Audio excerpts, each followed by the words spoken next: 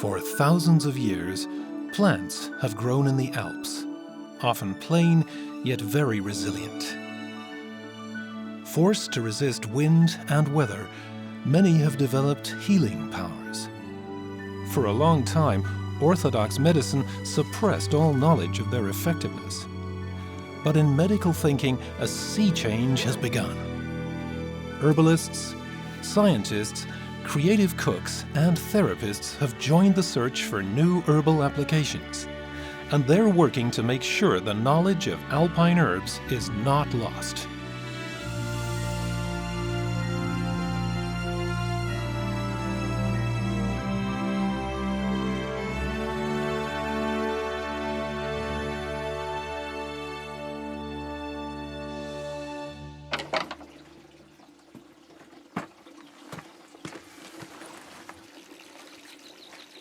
Hupsi Ilsanker is a root digger in the Berchtesgaden mountains.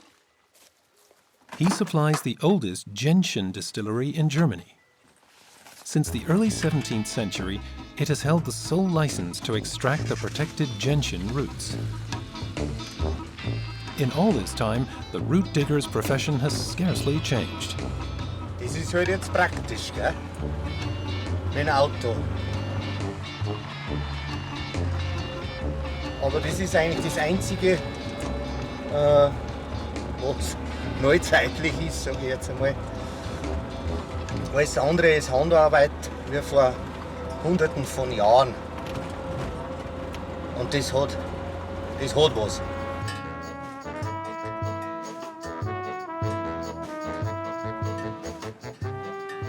To find the gentian roots, he heads up into the high alpine terrain. Above 1,600 meters, even Hupsi has to leave the car behind. It's a 1 to 2 hour hike up to his place of work.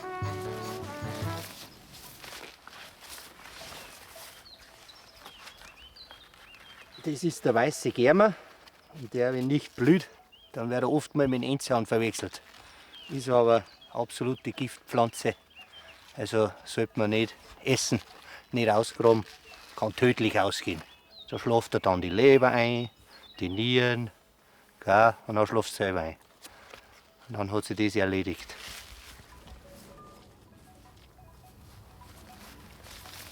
In Berchtesgaden National Park, nature is protected. Only the gentian digger touches the plants, authorized by a strict 400-year-old license to dig. Der Letzte, der wo den Enzian ausrotten möchte, ist der Wurzelgraber. Weil wenn er das macht, dann gräbt er seine eigenen Wurzeln aus. Im wahrsten Sinne. Hupsi waits for 7 years before digging in the same spot, to give the plants enough time to re-anchor deep in the ground. Für diese harte Arbeit, da brauchst du natürlich Männer, gell? Keine Buben. Jetzt geht's runter. Es bleiben kleine Wurzelteile in der Erde zurück.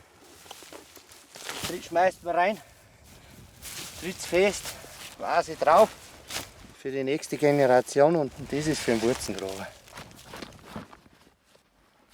Moderate but regular digging. That's what the historical document prescribes. Hupsi knows exactly where to apply his hoe.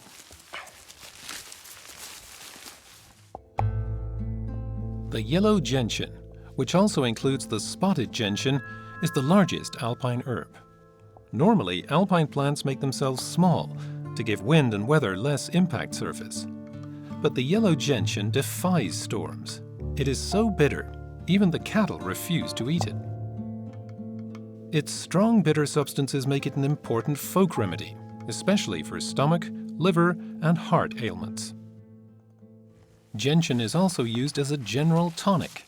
Not that Hupsi needs any fortification. Mit der harten Arbeit, da hat man es heute nicht mehr so. Man macht alles mit Maschinen und am Abend geht man dann in ein Fitnessstudio und das fällt bei mir weg. Ich arbeite gleich gescheit und kann mich auf Nacht aufs Kanapee hinhauen.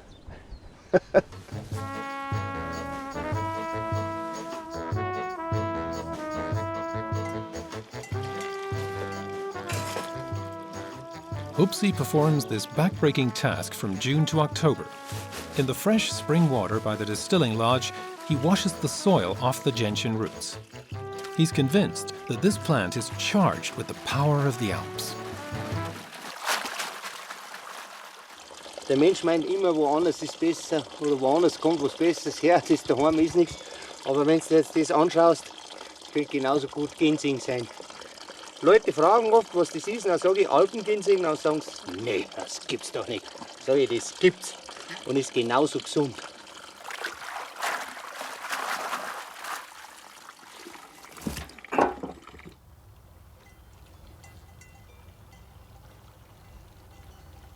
Some roots reach a length of 1 meter. Before being processed into schnapps, they must be chopped. Chopping releases the bitter compounds in the gentian. They can even be absorbed through the skin. They give the schnapps its flavor. To the chopped roots, only yeast and mountain spring water are added. This mixture, the so-called mash, begins to ferment and form alcohol. Now Upsi has to stir, and keep stirring for at least 6 weeks.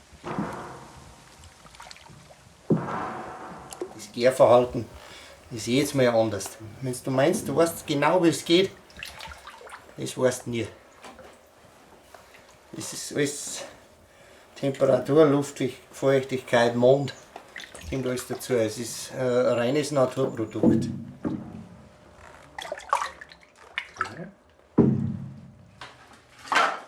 Next door, the distillation begins. The mash finally yields gentian schnapps, an old Bavarian specialty. Wenn ich nicht mehr bin, dann kommt ein anderer. Oder eine andere, weiß man's. Irgendwer macht's schon wieder. Also es hat jetzt die letzten 400 Jahre immer wer gemacht und ich denke nicht, dass ich der Letzte bin. Sie haben es alle so gut gemacht, dass es heute noch gibt. Und das ist eigentlich eine super Sache. Upsi started root digging 30 years ago. He wants to continue for as long as he can.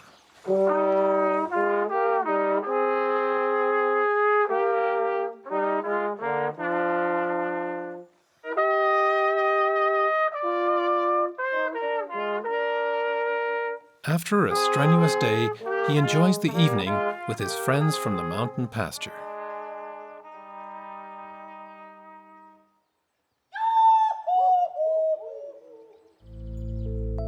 For millennia, people in the Alps have known how to use the healing powers of herbs.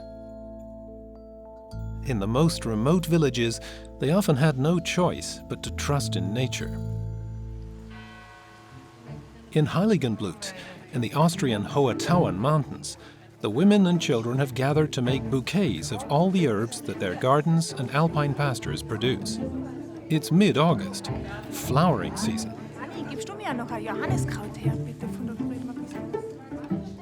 Preparations for the blessing of the herbs, a pre-Christian custom. Es kommt ursprünglich daher, dass die Leute mit der Natur und von der Natur gelebt haben. Grundsätzlich sind alle Kräuter für einen Tee geeignet. Man macht daraus Essenzen, Tinkturen, man kann Salben draus machen. Und hat auch eine Art Schutzfunktion. Früher vor Unwettern, mein Gott, Blitzableiter hat es keine gegeben, man hat sich halt dann vorgestellt, dass das hilft. Ist ja ein schöner Gedanke. At least 7 herbs should be bound into a bouquet. Apart from that, the rules vary from one place to the next. Many Catholic parishes in the Alpine region celebrate the blessing of the herbs. In Heiligenblut, the custom was long forgotten until it was revived by the women from the traditional costume group.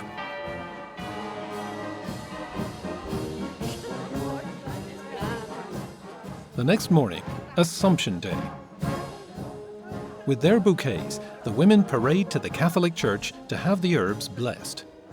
For centuries, the Catholic Church tried to suppress herb worship as a pagan custom. Finally, its only option was to appropriate the custom, combining it with the Marian feast on 15th of August. For according to legend, Maria's grave emitted a beneficial herbal fragrance. schenkst du uns Gesundheit und Freude.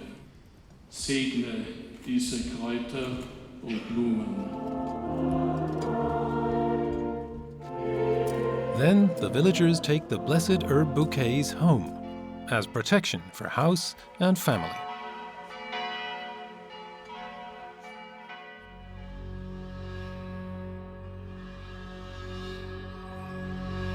The Edelweiss is surrounded by many myths.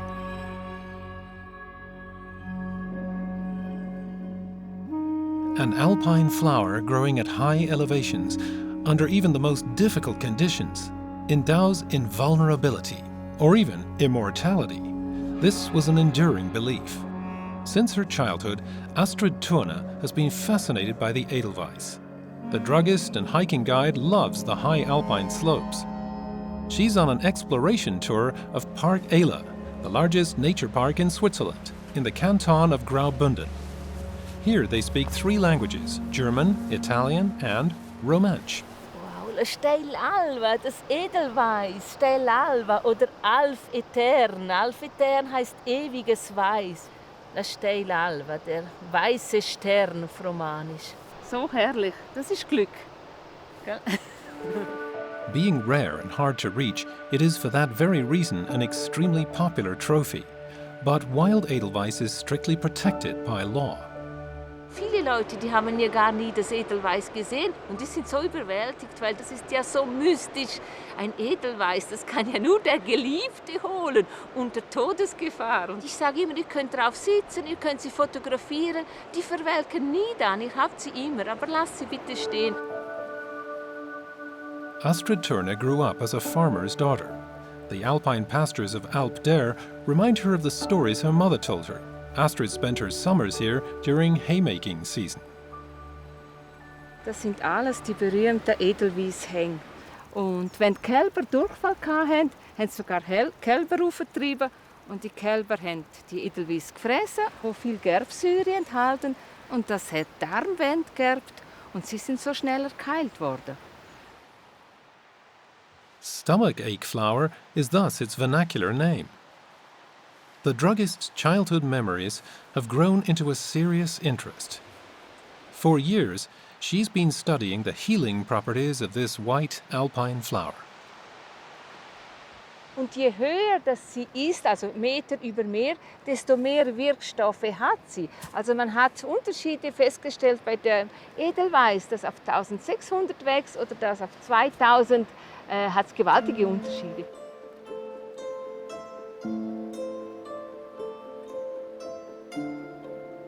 The municipality of Savonnin is Astrid Turner's home. As is customary in Switzerland, she raises the regional flag of Graubünden each morning. In the summer, she visits her mountain cabin each day because of her extraordinary plantation, a field full of Edelweiss raised from wild seed, a pioneering achievement.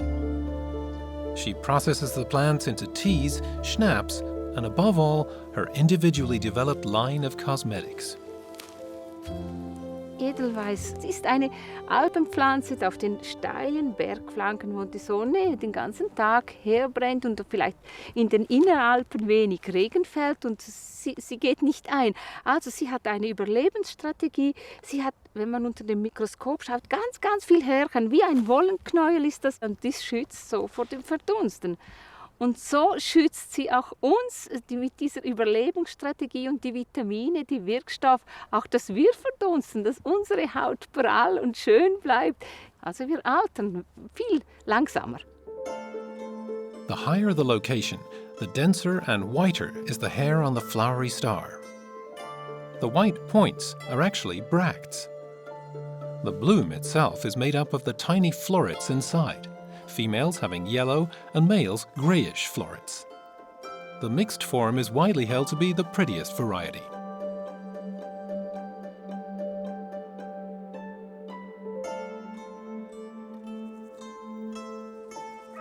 Astrid Turner takes her hand-picked and quality-selected Edelweiss to the laboratory.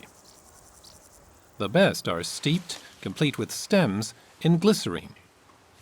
After several weeks, the active substances are filtered off. The Edelweiss extract is then processed into an emulsion by a lab technician, creating a cream, purely natural cosmetics. Natürlich habe ich das mir selber ausprobiert und dann meine Mutter, die ist über 80 und im Bekanntenkreis.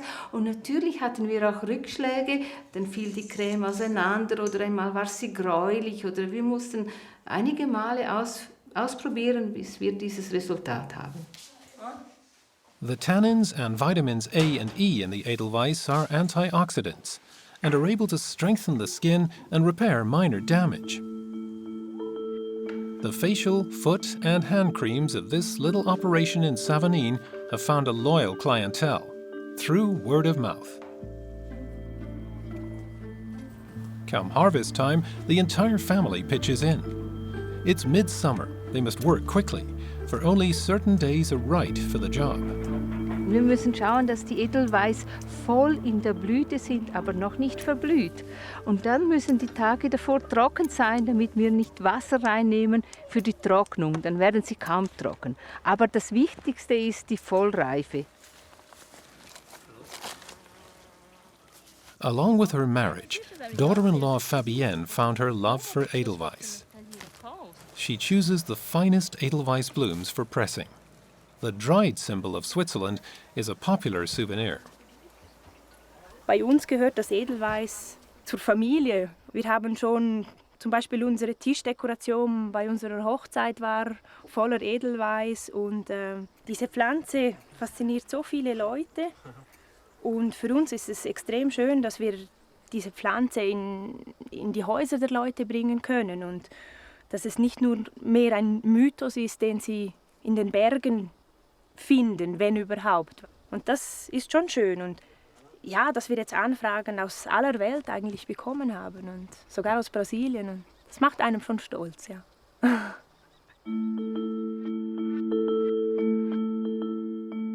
Dried, the Edelweiss keeps its form and color for centuries. This tough survivor, the queen of alpine flowers, was originally indigenous to Central Asia. After the Ice Age, it migrated to Europe, where it now grows at elevations between 1,500 and 3,000 meters.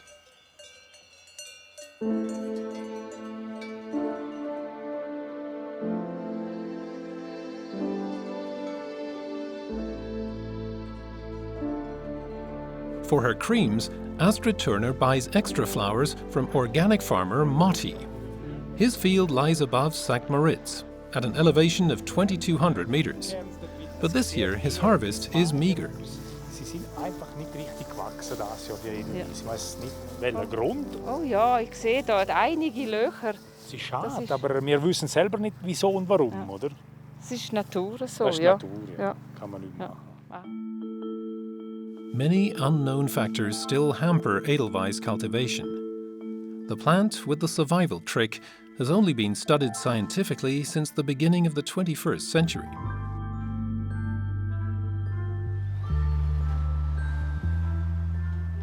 At the Institute for Chemistry and Biomedicine of the University of Innsbruck, Professor Hermann Stüppner's team is investigating the active substances of medicinal plants. For years, they've been interested in the healing powers of the Edelweiss. Their work is grounded in local, traditional knowledge. Zu Beginn unserer Forschungen hat es ja kaum Daten gegeben. Edelweiss ist nach wie vor eine geschützte Pflanze. Forschungsmäßig hat man sich mit dieser Pflanze beschäftigen können, wo die Pflanze auch in großem Ausmaß kultivierbar war. Und ich denke mal nach wie vor, dass das Potenzial von Edelweiss nicht ausgereizt ist, sondern es da einiges noch zu erwarten ist. The reported anti-inflammatory property of Edelweiss is now supported by evidence. This is one reason an increasing number of firms worldwide are interested in new substances from the plant. Weil Edelweiss natürlich der Inbegriff des Weißen darstellt und speziell in der asiatischen Kultur ja eine weiße Haut sehr gefragt ist. Deswegen gibt es viele Konzerne, die da interessiert sind, Edelweiss-Produkte auf den Markt zu bringen. Besides the flower, for the first time the Innsbruck scientists have studied the Edelweiss root. And they found a substance that may revolutionize the therapy of vascular disease. Leolagin, from the Latin for Edelweiss, Leontopodium. Für uns war es ein Sensationsfund und es ist zu erwarten, dass in Zukunft gerade als Pflanzen ganz interessante neue Wirkstoffe auch isoliert werden können, die vielleicht zukünftige Arzneimittel darstellen. This hope is well-founded. After all, only 10 to 15% of all plants worldwide have been studied.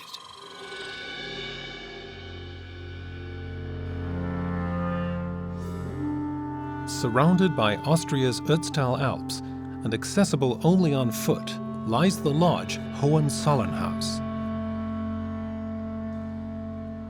It's Christina Waltner's first summer here as innkeeper of the former mountain refuge. Christina has asked alternative therapist Astrid Süssmuth to introduce her to the medicinal plants growing all around. Astrid is a passionate hiker who passes on her herbal expertise through her books and lectures. Here, she finds a first aid remedy, the Alpine Adeno style, or Alpendost. So, da haben wir ihn. Das ist eine ganz geschickte Sache, der Alpendost. Wenn du einen verstauchten Knöchel hast oder verschnackelt oder sowas, man knüllert den dann, also so richtig, dass da der Saft rausgeht. Wenn du es einmal probierst, schau mal, knüller mal mit. Und dann siehst du gleich, dass da so eine Feuchtigkeit, so ein Wasser rauskommt. Und dann tut man das praktisch um einen verstauchten Fuß rum, dass es schön fest roh ist, eine Bandage rundherum. Die wirkt sehr, sehr abschwellend auf Verstauchungen und Prellungen, die angeschwollen sind, so stumpfe Verletzungen einfach. Und noch dazu zum Abschwellen ist es auch total kühl. Merkst du das? Ganz kühl, ganz angenehm ist das, ja. Ja, das ist angenehm. Nature holds healing power, but also numerous dangers, including one plant in particular. With its intense blue flowers, wolfsbane is not only an eye-catcher, but also the most toxic plant in Europe. Just 0.1 milligrams per kilogram of body weight may prove fatal. Wherever rock slides are quite likely, and in other dangerous locations that are steep and damp, the blue wolfsbane is often found growing. Yet people have always planted it near their homes as well, for according to folk mythology, it keeps away burglars and evil spirits. Das ist so ein schönes großes Eisenhutfeld direkt unter der Hütte, gell? Ja. Was macht sie eigentlich mit den ganzen Kindern? Ihr habt ja wahnsinnig viele Kinder am Hohenzollernhaus. Sagt sie das die Kinder eigentlich, wie giftig der Eisenhut tatsächlich ist? Oder? Also den Kindern, also die Touristen, die machen wir wirklich darauf aufmerksam, wie giftig die Pflanze ist. Da schauen wir schon drauf. Ja, das wissen also echt auch viele Kinder überhaupt nicht. Die meinen, das ist eine schöne Pflanze. Pflanze Genau dabei ist ja das Gift tatsächlich hautgängig. Gell? Ja. Wenn man einen Blumenstrauß macht, dann hat man das richtig an der Hand und die wird dann taub. Also das ist das Mindeste.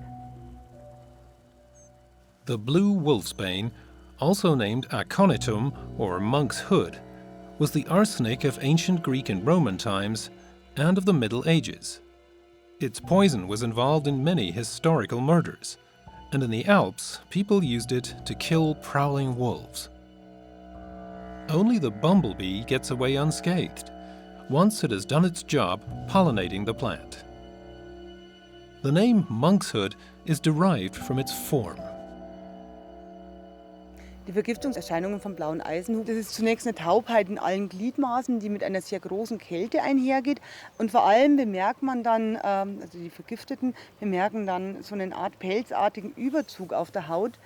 Sehr unangenehm, deshalb hat man auch früher gesagt, das ist eine Pflanze, um sich in einen Werwolf zu verwandeln, ja, weil der Mensch auf einmal einen Pelzüberzug zu bekommen scheint. Man kann sich immer langsamer bewegen, die Muskeln erstarren, der Herzschlag wird langsamer. Das Ganze dauert bis zu 2 Tage. Und das Schlimme ist, die Vergifteten sind bis zum letzten schweren Atemzug klar bei Bewusstsein und wissen, was los ist. Also ein höllischer Tod. Und deshalb wahrscheinlich hat man auch gesagt, dass es eben aus dem Geifer des Höllenhuhns entstanden ist. Ja. Homeopathy offers a beneficial application of wolfsbane in extremely diluted form. Aconitum is one of the most important medicines in Astrid Süssmuth's outdoor pharmacy. das Aconitum, der Eisenhut. Das ist halt das große Mittel bei Angstattacken, bei Panikattacken in den Bergen, welcher Art auch immer. Also für die Bergretter zum einen, wenn irgendwas ganz Schlimmes passiert ist, aber auch für die Verunfallten, wenn sie einfach wahnsinnige Ängste haben.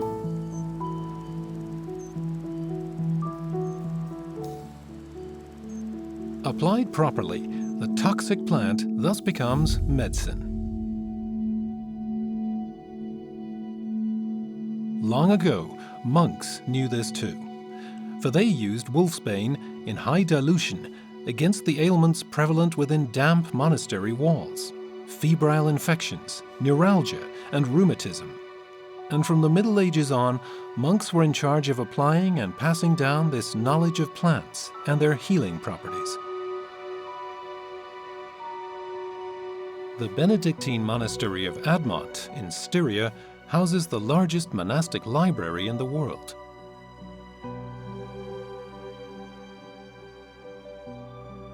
For the members of the order, studying these books was a daily duty.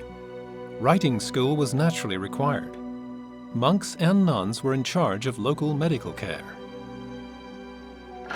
Admont holds a store of valuable documents. These theological, natural scientific, medical, and even secret texts were gathered over a period of centuries and copied by hand. Klöster waren immer Horte der Wissenschaft und der Bildung. Man hat auch immer wieder versucht, natürlich den Menschen nicht nur Bildung weiter zu vermitteln, sondern auch Heilung zu schenken, eben durch Kräuter, durch Medizin. Und damit musste man sich natürlich auch fortbilden, um diverse Rezepturen und Medikamente herzustellen. Experiments and applications were meticulously documented in countless manuscripts. The monastery treasure is in jeopardy, though. Vermin are invading the Baroque library walls. In a huge effort taking months, conservators clean book after book to preserve this knowledge for generations to come.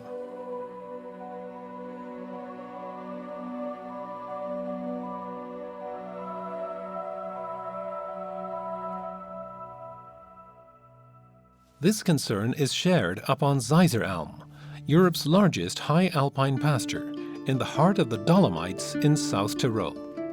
In the summer, it is transformed into a colorful sea of countless herbs in full bloom. In the early morning, Franz Mulzer roams the meadows, seeking extraordinary organic ingredients for his culinary art. Bistort, lady's mantle, wild thyme, caraway, and thistles wind up in his basket. The fresh flavors keep inspiring him to come up with new recipes. Und das verarbeiten wir dann alles zu unserem Blumensalat. Die Seiser Alm ist meine offene Speisekammer, die ich hier jeden Tag vor der Tür habe und wo ich mich nach Herzenslust bedienen kann. Franz Mulzer is an alpine chef. He wants to reintroduce the herbs of the high alpine pasture to his guests. At an elevation of 2,000 meters, he discovers aromas that no supermarket has to offer. His eye is caught by a little flower, very delicate and easy to overlook.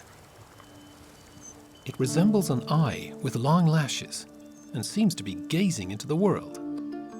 The plant is known as eyebright or euphrasia and requires above all clean air, water, and lots of sunlight.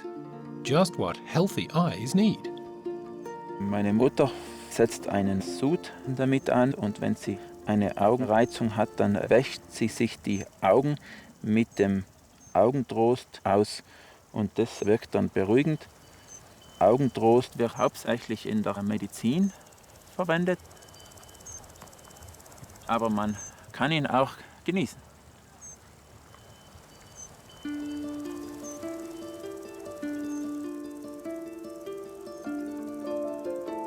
Born here, Franz has deep roots in the culture and landscape of South Tyrol. He's worked as a chef in such award-winning restaurants as Tinctures in Munich. But when he heard of the available lodge on Zeiseralm, he leased Gostner Schweiger without a moment's hesitation. Ich habe es nie bereut, noch, dass ich von der Großstadt wieder hergegangen bin. Es ist einfach meine Heimat.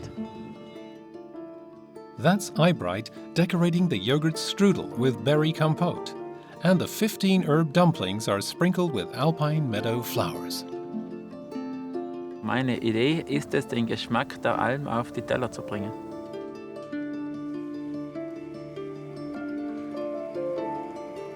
Soup made from hay, an old South Tyrolean dish.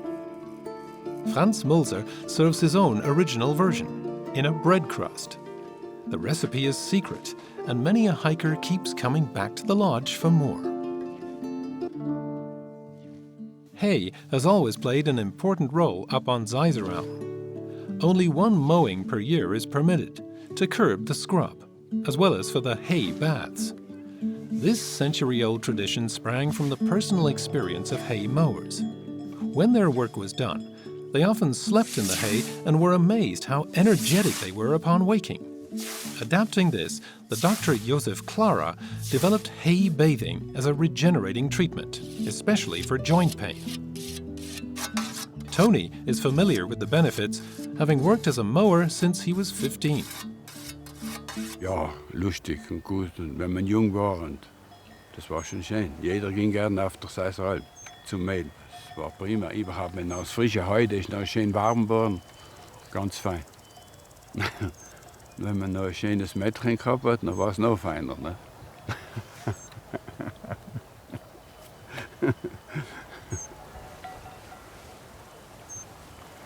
Regular inspections guarantee the quality of Dolomite hay. 50 square meters of alpine meadow must include a minimum of 40 different varieties of plants. Among these, the best-known medicinal herb is arnica.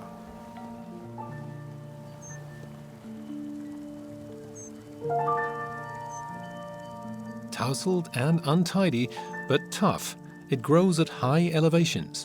Arnica, whose vernacular names can be translated as power rose or alpine health giver. Arnica is used for bruises, strained muscles, and exhaustion. Neither fertilizer nor herbicides are allowed on the meadow to preserve plant diversity.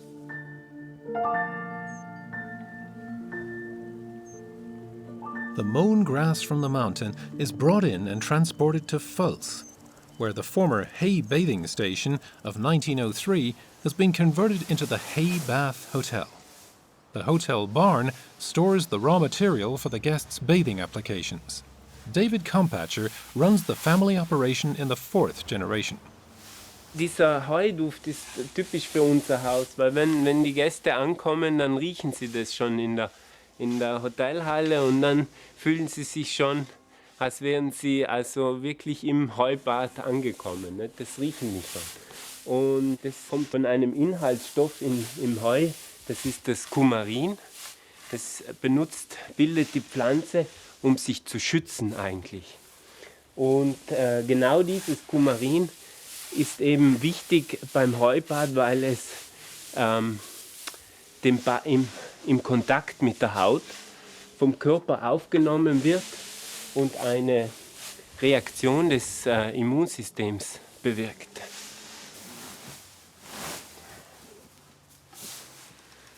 Hay baths used to be medically prescribed, for rheumatism and back pain, for example. Though hay baths are no longer taken on prescription, the healthy relaxation fits a current trend.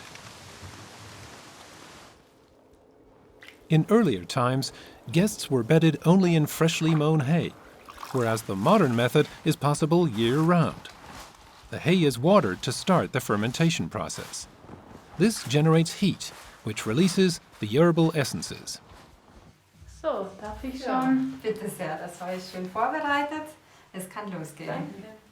Hay bathing has become a much more comfortable affair. 120 years ago, the bath attendant simply packed relief seekers into a pile of hay. The natural fermentation process reached temperatures of up to 60 degrees. Today, a waterbed regulates the temperature. The heat allows the body to absorb the active substances through the pores. Die Füße packt man natürlich auch komplett ein. Der Sinn der Sache ist, dass man einfach intensiv schwitzt. Und dann müssen die Füße ganz bedeckt sein.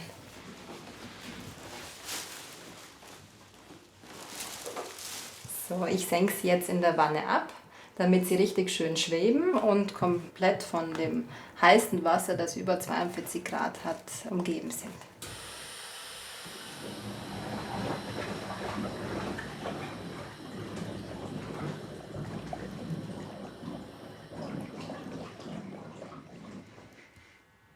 While the bather sleeps, the herbs go to work.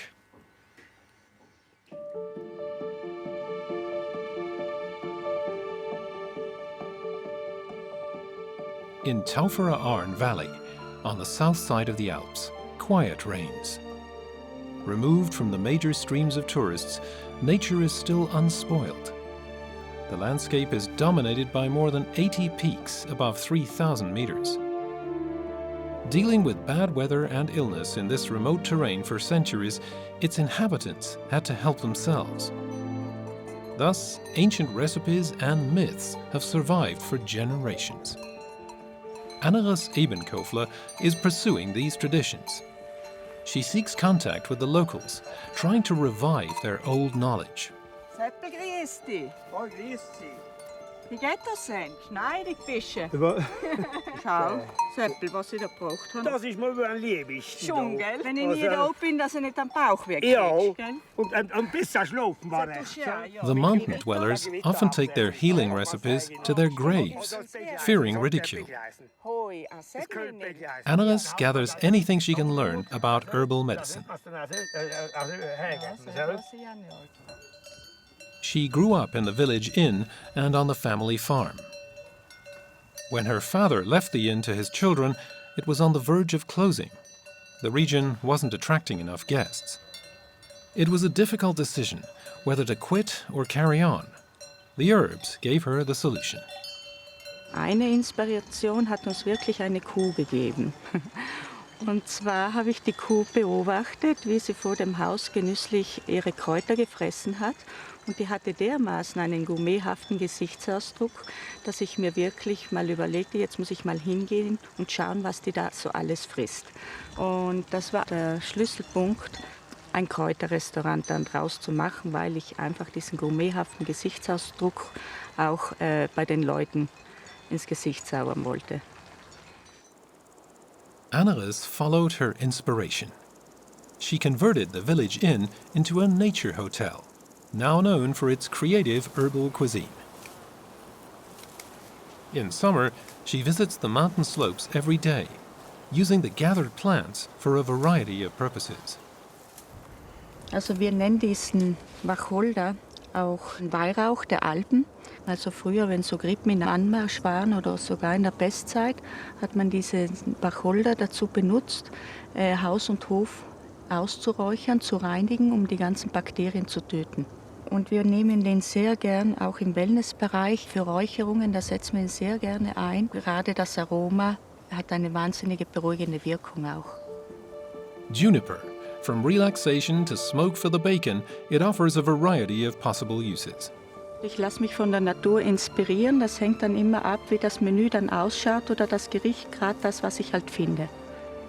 Today, these stone pine cones will wind up on the menu. Anneres is not just looking for good food, though. Her main focus is a holistic health concept for body and mind. During her childhood, nobody in the village was interested in herbs. Poor folk stuff, they called it. A book about herbs, left behind by guests, was what triggered her passion.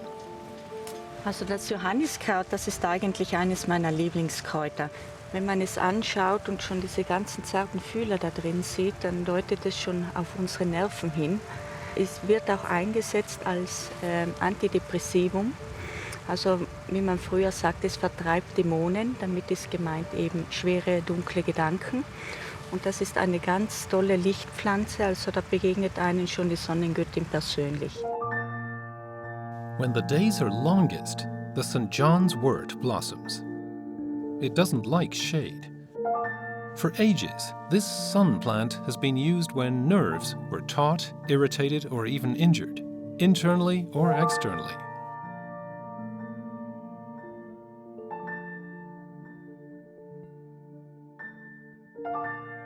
From her gathered knowledge, Annelies developed what she calls the Alpine teachings. Together with her brother, she runs the hotel according to these principles. Was mich immer schon fasziniert hat, wie die Leute damals mit diesen simplen Kräutermitteln wirklich sich geheilt haben, aber eher noch sich gesund erhalten haben. Und ich möchte dieses Wissen nicht nur ausgraben, sondern wirklich für alle erlebbar machen und dieses uralte Wissen aber auf die heutige Moderne übertragen. Hola. Hallo. In the kitchen, they love to experiment. The resiny taste of the stone pine might go well with a fillet of venison. When she opened the herb restaurant 10 years ago, Annelies had to overcome resistance. Ich war die Exotin im eigenen Land und wie ich nur auf die Idee komme, überhaupt Kräuter oder halbe Wiesen zu verkochen. Aber mittlerweile, muss ich sagen, wird überhaupt immer mehr wieder auf das Regionale zurückgeführt. Man weiß wieder unsere Sachen zu schätzen, auch diese alte Urküche von damals. Und das integriert eben mit den Kräutern, also der gesundheitliche Aspekt, den wir auf den Teller eben vereinen möchten. In the winter, there is St. John's wort in the spelt soup. To make the herb suitable for external use, it requires a certain method of preparation. Even the timing of its harvest is essential. In erster Linie achte ich darauf, dass ich das nur an Sonnentagen pflücke. Es muss sehr viel Wärme dabei sein, am besten noch in den Mittagsstunden, weil da die Sonne am kräftigsten ist. Und dass die Knospen noch nicht ganz geöffnet sind. Denn da hat es eigentlich noch die größte Kraft.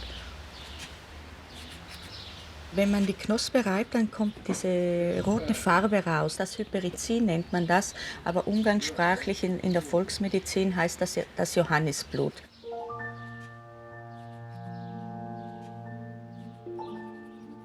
The production of St. John's wort oil couldn't be simpler.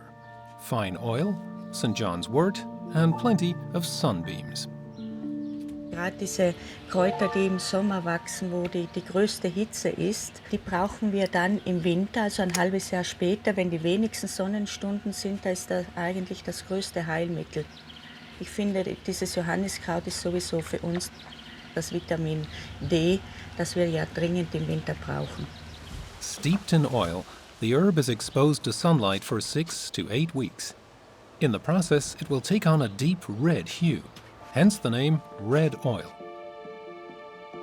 The Nature Hotel in Ahornach offers neither Ayurveda from India nor Lomi Lomi from Hawaii. Here, they apply resources from the Alps. Perfekt, den kann ich jetzt gleich hernehmen. Silver quartzite from a nearby quarry is combined with juniper and essences of St. John's wort in a ritual designed to restore inner balance, always to the rhythm of nature. Also es geht ja lange schon nicht mehr nur um Kräuter, sondern dahinter steckt eine uralte Lehre hier vom Alpenraum, die ich die letzten Jahre so Stück für Stück zusammengetragen habe. Es sind auch noch Kraftorte dabei und es spielen Quellen und Wasser eine Rolle.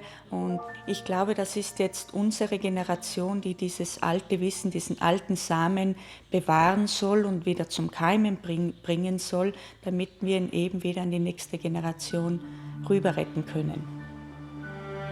Old knowledge in a new interpretation, so that the herbs of the Alps become of sustainable value to our modern world. Adriatic, just off the coast of Croatia, lies the island of Sres. Here, along a 65-kilometer stretch of land, two climate zones meet, moderate and subtropical. As a result, Sres abounds with around 300 different herbs. Guarino Kuchik knows where the coveted wild herbs grow in abundance. Mi svi koji smo na otoku ovdje rođeni, mi smo to naučeni ovdje od samog djetinjstva raditi, dosti se radilo i živjelo se od svog rada. I naučili smo cijeniti i voliti ono od čega smo i živjeli i tako nastavljamo.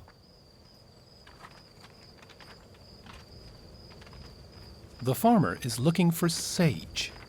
The weedy dwarf shrubs poke up among the limestone rocks.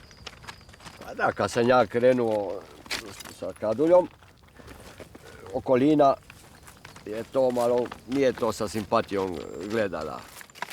Tu mi se evo luđaka šta radi, recimo. To je bilo, reakcija je bila tako, početi od familije pa i šire.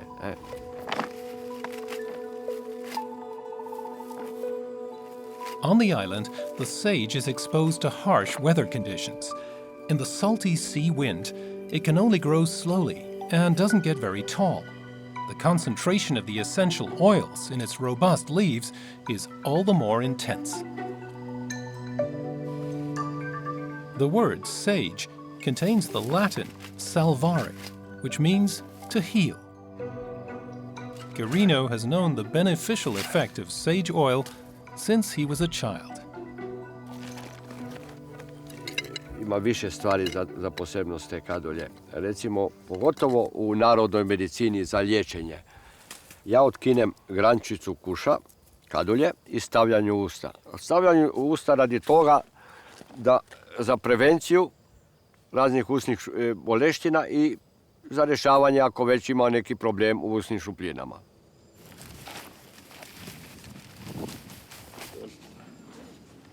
He can't use harvesting machines in this terrain.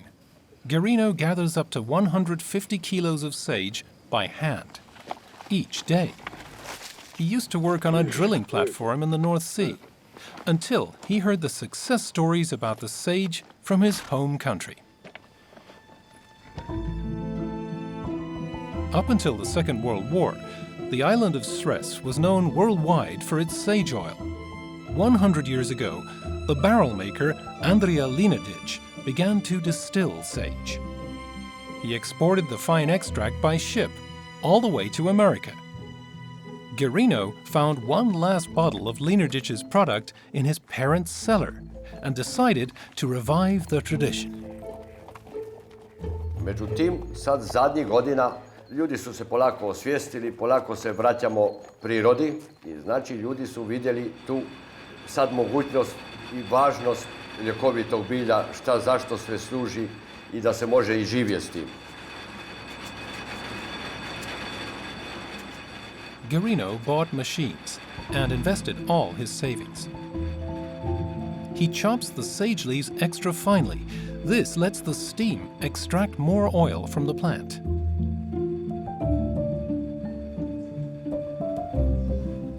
It all began with a still for hard liquor. Guarino discovered it in his grandfather's barn. Znači, studirao sam, mučio sam se da bi postigao maksimalno. I nisam nikad se ne može postići savršenstvo, ali polako, u godinu se usavršava i došao sam do toga i tu sam, mislim da je tu više manje je to skoro sam vrh. To obtain 1 liter of pure oil, Guarino has to distill more than 100 kilos of sage. Znači ide na maksimalnu kvalitetu i na jednu količinu u granicama nekim, tako da se i održi recimo, da ne bi došlo do nekog uništavanja. Mislim šta ne može doći na način kako mi to radimo, jer treba i sutra živjeti, preksutra i za sljedeće generacije. Guarino doesn't even throw away the residue left in the tank. It is used as field manure or as fodder for the farm animals.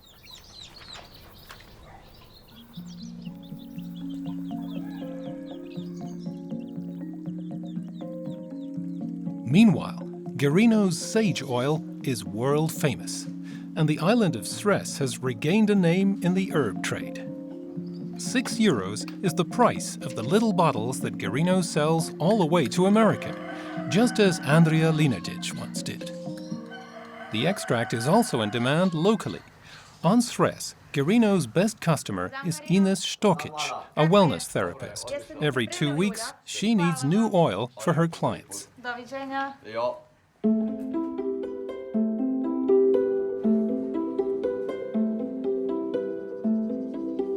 For a long time, the island was in limbo. Tourism and the premium sage oil have made it attractive. The hotels focus their marketing on wellness by the sea. Današnja svakodnevica znači je nažalost stres. Znači ljudi puno rade i kad dođu na naš otok u biti pokušavaju se nekako odmoriti. Na našem otoku to sve ide onako nekako polagano, usporeno, baš zato da se oni mogu totalno opustiti. Ines's treatment begins with aromatherapy.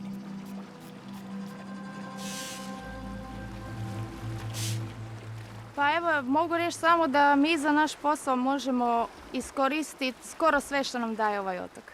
Naša kadulja, ona je majka svih ulja. To je jedno od ulja koje se najviše koristi kod nas.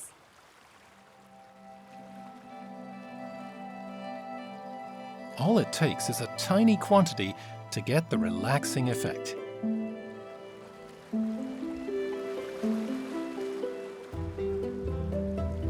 A mixture of clay and ground olive stones cleanses the skin, a natural peeling treatment.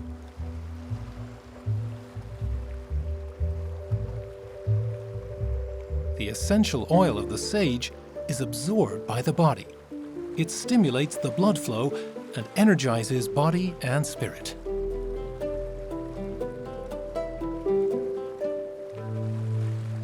Pa ja mislim da po željama gostiju da će se wellness tokom daljnjih godina razvijati sve više i više. Znači ovo što sad vidite to je samo početak.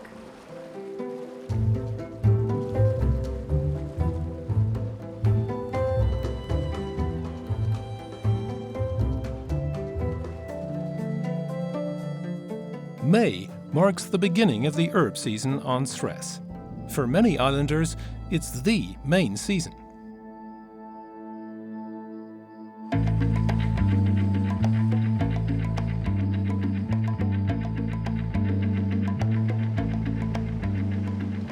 Among them is Mladen Dragoslavic.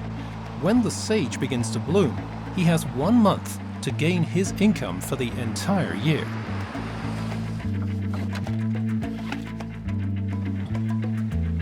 Mladen is a professional beekeeper, the only one on the island. He owns more than 300 beehives, which he keeps moving to wherever the sage happens to be in bloom. He wants to make the best honey in the Balkans. Through careful observation, he knows which flowers the bees prefer and when. Evo ovdje vidite pčelu koja ima žuti polen, žutu pelud i ta pčela ne nosi pelud sa kadulje. Pelud sa kadulje je vrlo sitna, bijele boje i imaju vrlo ograničenim količinama. For climatic reasons, the sage bloom begins down by the sea and rises day by day up into the mountains. Jednom riječju sebe bih mogao upisati kao lovca na med.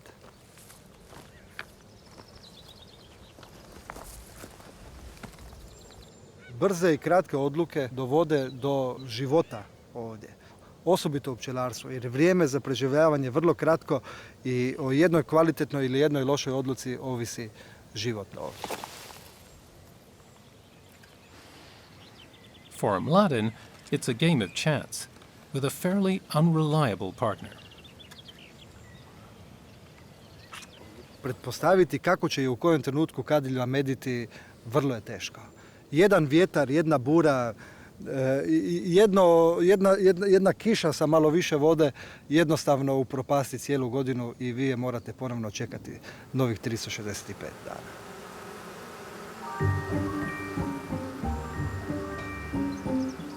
The sage plants bloom for only a few days. During this period, the flowers need to be pollinated. It's give and take, for without the bees, the sage couldn't survive. The bees in turn need nectar and pollen for their colony. It's a symbiotic relationship between plant and insect, under great time pressure.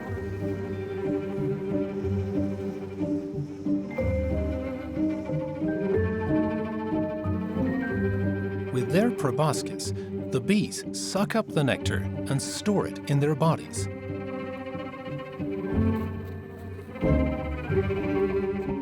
Mladen's bees are particularly long and narrow. This helps them squeeze into the tiny blossoms. They probably wouldn't voluntarily choose sage. Its blossom is constructed like a siphon. Entering and exiting is hard on the bees. This effort shortens their life expectancy. After 3 weeks at the latest, Mladen has to take them off the island. Otherwise, they would die of exhaustion.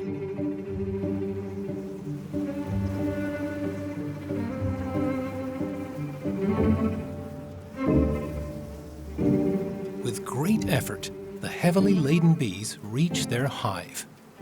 During peak blooming season, they produce 5 kilos of honey each day.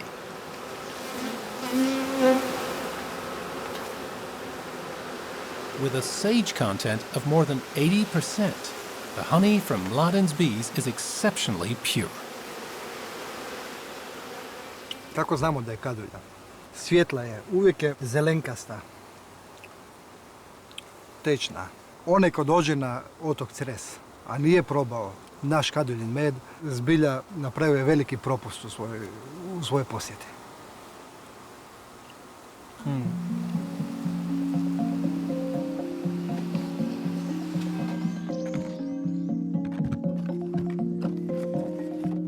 Business is good. Mladen's production is sold out before the harvest begins. What worries him, though, is the future of honey production on the island. Ja se nadam da će doći ljudi koji će se time početi baviti. Treba raditi na njima, treba ih pokušati obučiti za tako nešto i to je jedini način da se kaduljin med nastavi u budućnosti na našem otoku proizvoditi. It's uncertain whether Mladen's daughter will continue the family business.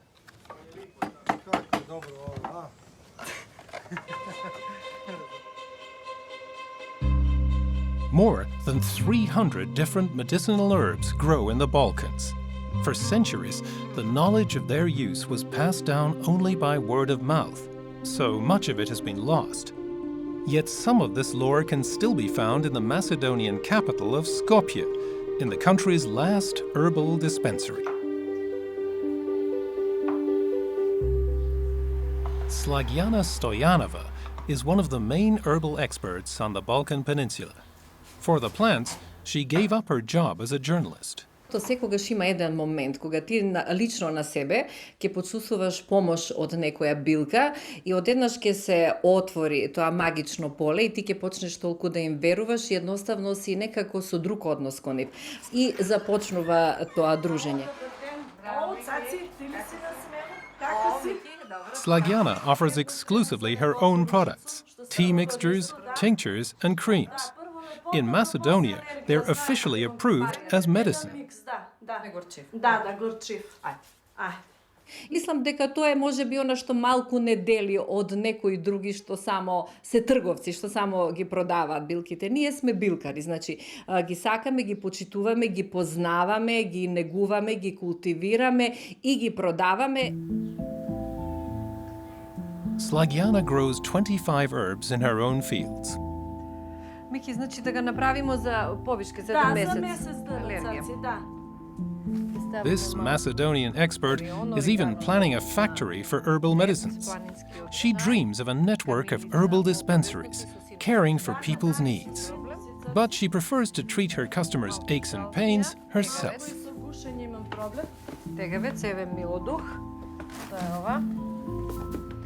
И мента за малку и за лепоту стави цаци, като пiju за све и за лепоту малко.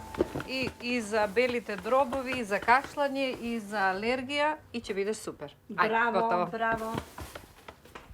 Повеќе се пишува, повеќе се зборува, се чита. Така да мислам дека наредните десетина години билките ќе одат со тренд нагоре и дури и ќе се доближат поприлично и на официјалната медицина по популарноста.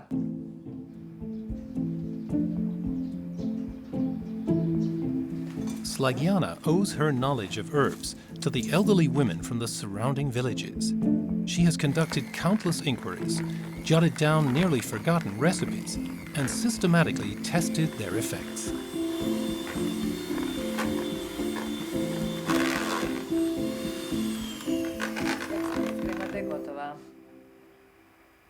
сакала да дадам еден мој мал придонес, едноставно сваќам дека тоа е мисија намена на моето семејство, да оставиме што повеќе знаење, што повеќе работи околу билките, за билките.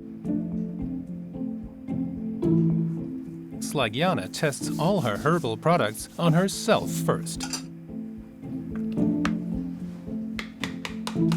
For her recipe books, her husband documents and photographs each step of the process. Slagiana is convinced that natural products can be of benefit to the local population, particularly in economically weak regions. Мислам дека во Македонија добро би дошла една национална стратегија за искористувањето на билките, за нивното земање од природата и за користењето меѓу луѓето, како и една национална кампања во смисла на тоа да сме поблиску до билките, повеќе да ги користиме. Например, поблиску до билките, така е поздраво, поубаво за луѓето, а и секако многу поевтино за државата. She even takes her message onto Macedonian television. Во последно време, благодарение на тоа што има и повеќе информации за тоа, така е баш една фина атмосфера во која што луѓето можат и да чујат за билките, и да запомнат и да применат. Прашање добро утро ќе ги кажам на Слажана Стенов. Her regular appearances on morning TV news shows have made her books bestsellers.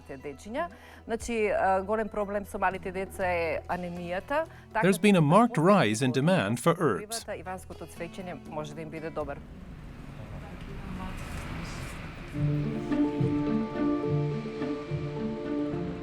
In Skopje, as in many cities, hollyhock grows almost unnoticed. Though the plant resembles a rose, it is an herb.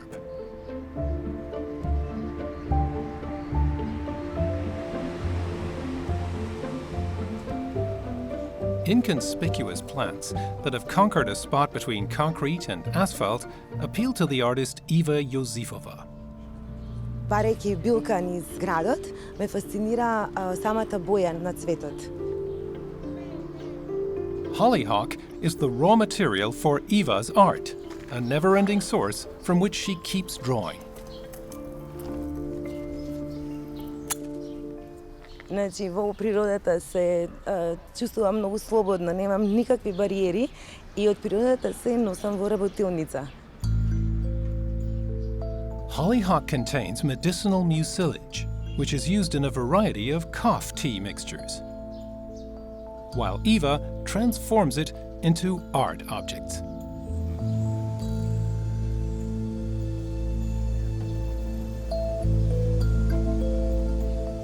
Eva studied art. During the drawing process, she had the idea that paper itself could be a form of artistic expression. The raw material for most paper is ground wood. However, Eva creates her paper from the fibers of the hollyhock. Многу долго време работев проучувајќи самата технологија. Од кога го запознав овој медиум, тоа беше љубов на прв поглед. Eva must boil the stems for 1 day to break down the fine fibers and produce a cellulose pulp. The pulp is then mixed with cotton cellulose. In the process, Eva takes advantage of the properties of hollyhock. Значи основата е од кратко вакнестата целулоза. Слезот е во оваа ситуација толку вакнестата целулоза која што ја прави арматурата, цврстината на самата хартија. Hand scooping is one of the oldest forms of paper production. The long hollyhock fibers make it possible to lay the paper on objects and then model it. Eva's favorite objects for this work are stones.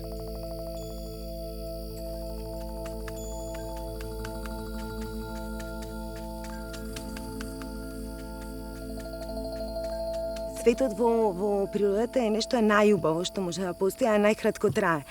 А оттаму дојде идејата да цветовите ги земам од самата природа и ги заробувам во хартијата и ги оставам да бидат вечни.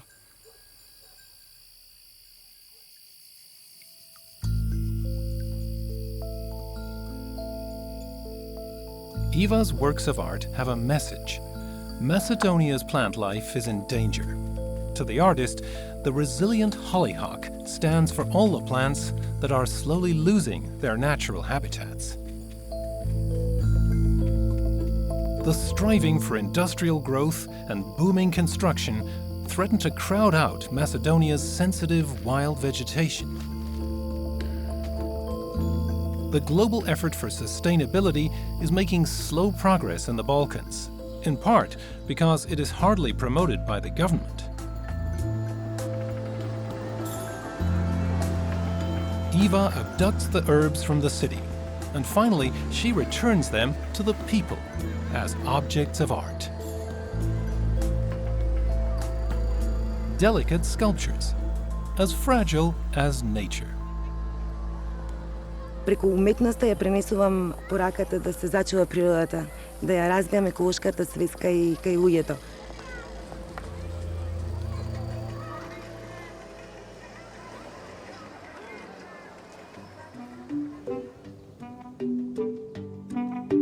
Bulgaria. Here, 300,000 people work with herbs. In the expansive Rhodope Mountains, we find a place of extraordinary repute. Trigrad is a village with a population of just under 1,000.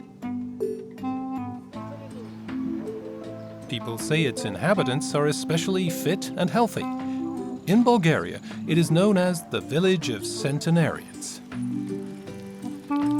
The Trigraders' reputed elixir is an herbal tea. Сутрин, като си изпиеме по един чай, сме бодри да отиваме на полето да работим. По-усилено, по-виаграта. Пъти сексо увеличава. Казва се виаграта на Триград. Казва, че е вярно. Вярно е. Вярно е. Моята майка, като съм родил 40-та година, ме е окъпал с такъв чай, ме напред такова. Затова съм виж 80 години. Нема, слава Богу, болка, не знам нищо. The mountain tea is the big seller from Trigrad. On the mountain slopes above the town, the locals cultivate 1 million plants. At the end of June, the harvest begins. Then everyone follows Svetla Bogdanova's command. Предстои ни 20-25 дни да берем чая. Затова ви пожелавам приятна работа и да се отнасяме винаги така към чая, с любов и уважение. Harvesting mountain tea isn't just a job. For the women, it's a ritual.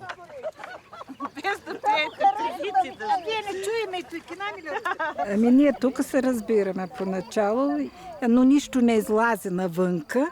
Тук, което споделим, тук си остава, като затворена книга сме. The tea harvest is a welcome source of income, supplementing their meager pensions. Svetla and the other villagers are delighted by the rising demand. Така, ние работиме и мълчиме. The mountain tea has to be cut while in bloom, when its active substances are the strongest. Така. Точно така. Брои стъпалцата. 1, 2, 3, 4, 5. На 5 се реже. Ниско се реже. Точно така. Тук другото да не се отреже. Точно така, ето това следващото. What began as a bit of extra income has become a real economic factor. Радвам се, че младите се занимават с тази придобивка за нашия край. Много е радостно, защото тя носи надежда и бъдеще на младите хора. А това е много важно при тази безработица. The workday begins at 9 a.m., when the dew on the leaves has evaporated. It lasts until late in the evening, by which time the women have harvested some 30,000 spikelets. Just a few years ago, mountain tea was practically extinct.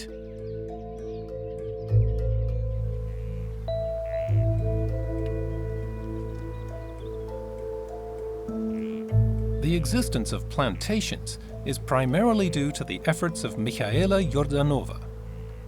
It all began when the biologist came to Trigrad to study the wild herbs in the Rhodopes. Родопите са планина, която представя изключително богато биоразнообразие. В същото време тя ни представя свои специални видове растения, което от професионална гледна точка е голямо удоволствие. The mountain tea belongs to the family of the labiates and prefers a dry environment with plenty of sun. It grows wild only in the karst mountains, above 1,300 meters.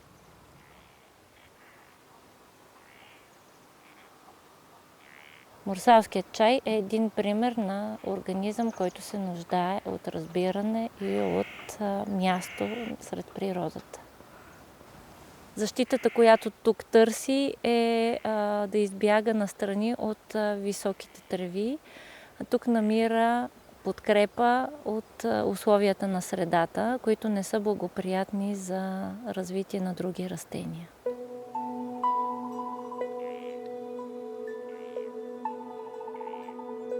The mountain tea is perfectly adapted to its environment. Its hairy exterior reflects light in the summer. In the winter, it warms and protects against freezing. Michaela has performed numerous series of tests. The substances in the mountain tea have an antibacterial effect and are said to help with stomach ailments and kidney stones. The only thing her research failed to find was proof of the tea's legendary potency-boosting effect.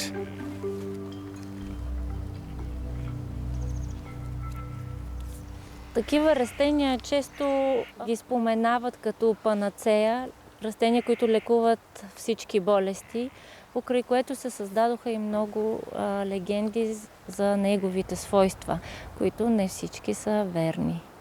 Съществува конкуренция между самите хора, кой ще набере повече чай, поради което те бързат да го съберат незрял и дори го изкубват с корените. Michaela's hope rested on the strongest and most vital plants she gathered in the mountains.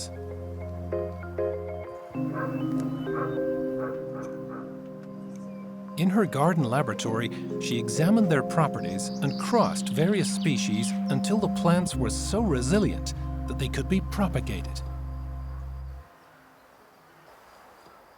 Моята цел е чрез опазването му да покажа, че хората могат да разберат взаимовръзката между опазването на видовете и използването им като ресурс. Михаела, ела да видиш те за разсадане ли са? In this project, she has the villagers' support. The new breed enables them to grow the valuable herb at home, in their gardens, or in the field.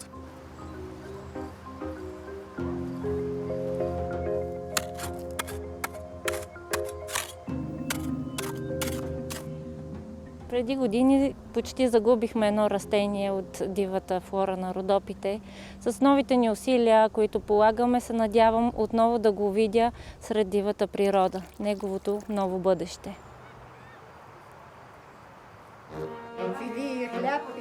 Родопски принцески му викаме да това. Michaela's dream has come true. Each year, the tree gratters send 4 tons of their tea out into the world. Demand is rising.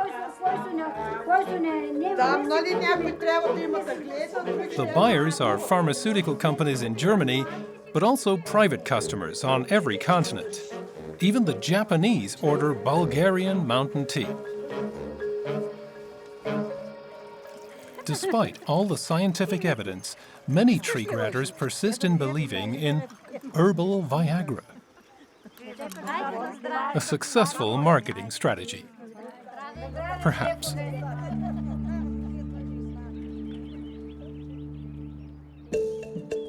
The Balkans are considered Europe's poorhouse. High unemployment has caused depopulation of the rural areas. Yet there are people trying to stem the tide. Nikola Nikolov is a teacher in the village Chiprovci in the Bulgarian Balkan mountains. With his pupils, he's created a school garden for herbs. Работата в опитното поле, първо да бъдат запознати с тия растения, които липсват и които те след нас ще продължат да разпространяват. Това, което сме започнали, те ще го довършват. Айде да видим сега. Още по-дълбоко требе. One herb is particularly dear to Nicola, dyer's madder. Its roots make it so valuable. Това вече е друга работа. Диги. Ето го. Виждате ли, броша се казва с научното име Rubia tinctorum, а всички, които се багри с тях, те са тинктория, значи багрилно. Червено, багрилно. To obtain the dyer's madder dye, the pupils need patience and sharp knives.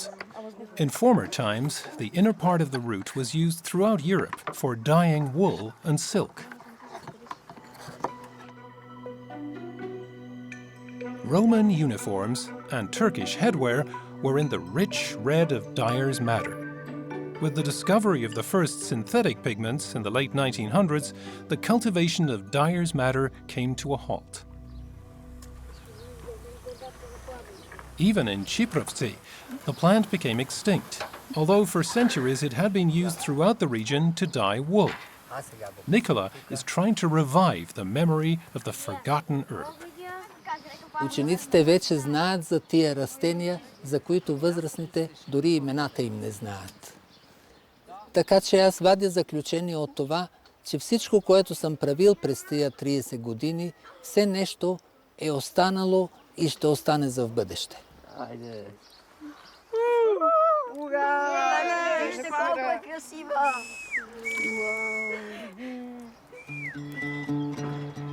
Chiprovci was once a flourishing weaving center. The villagers mainly produced carpets. The herbal dyes made each rug unique and were in great demand.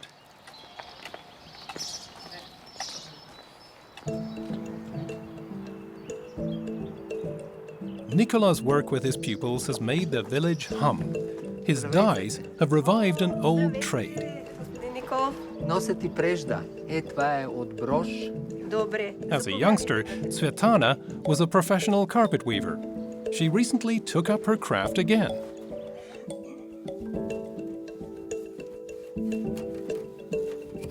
There used to be a loom in every house until the market failed with the collapse of communist rule. The work was no longer profitable. It takes Svetlana 1 month to weave 1 meter of carpet. None of the youngsters wanted to continue the hard work. The natural dyes, though, could revive their interest. Природната багра е мека. Тя действа успокоително на човека. Химическите бои много интензивно, много плътни цветове дават, докато природните багрила цветовете са по-избеляли, и почти винаги смесени. И това е добре. This sensibility for sustainable, naturally produced products from Bulgaria is also welcomed in Western Europe.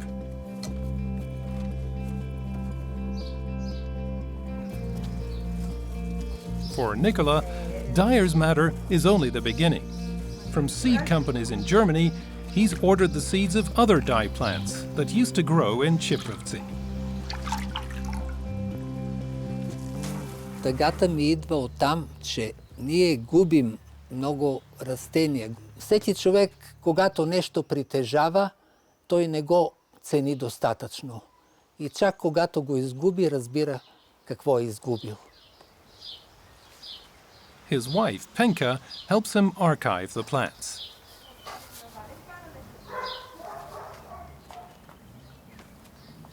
A botanical manual will inform the villagers about the dye plants of Chiprovci. Ще се опитам да го нарисувам, но не знам дали ще стане. Всеки човек през живота си нещо прави. Аз имам задачата да върна изгубените растения. Nicola's production can hardly keep up with demand. He's already planning to add more fields of dyer's madder, together with his pupils. Мечтата ми е първо Чипровци да стане такова, каквото беше. Да се напълни с хора, млади хора.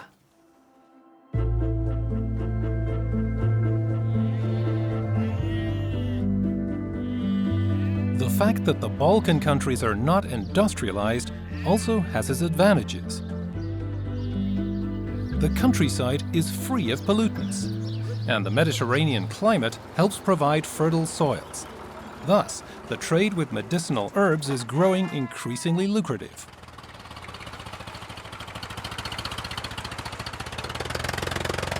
From the small Macedonian town of Novo Selo comes a plant extract that gives cancer sufferers new hope.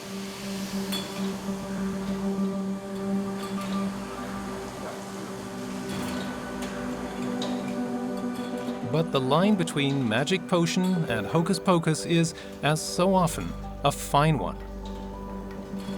Some call it wonder juice, others a rip-off. Varumine provides a livelihood for half the village.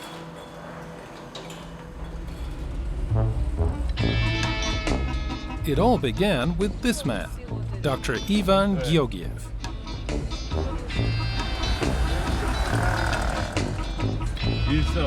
The certified agricultural engineer claims to have already helped Fidel Castro and former Croatian President Tuđman in their struggles against cancer. For many villagers, he's more important than the mayor.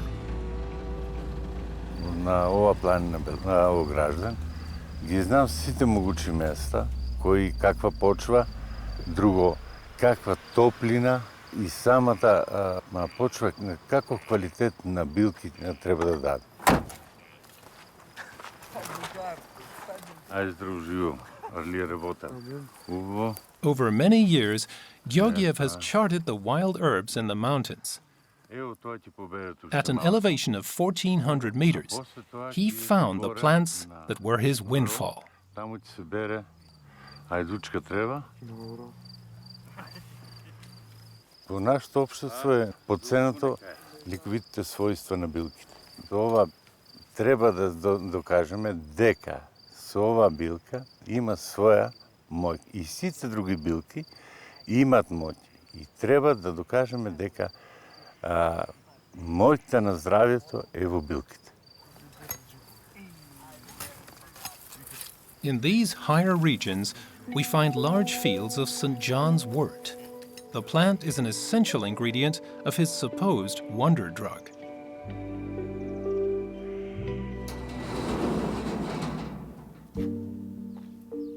Before varumine can be produced from the herbs, they have to be dried for several weeks.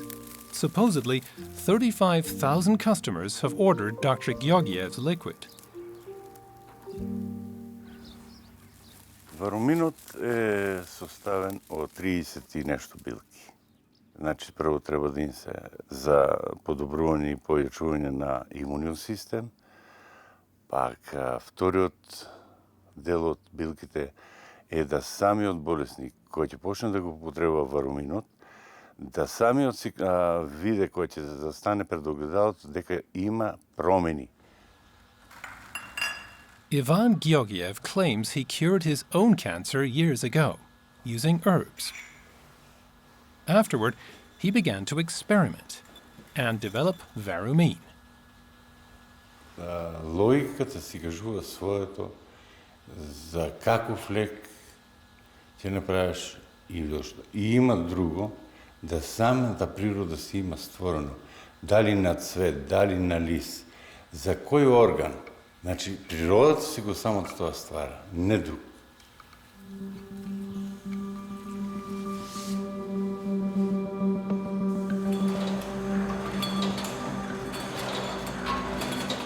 A 3-month course of treatment with the liquid costs 1,700 euros. Its effectiveness so far remains unproven.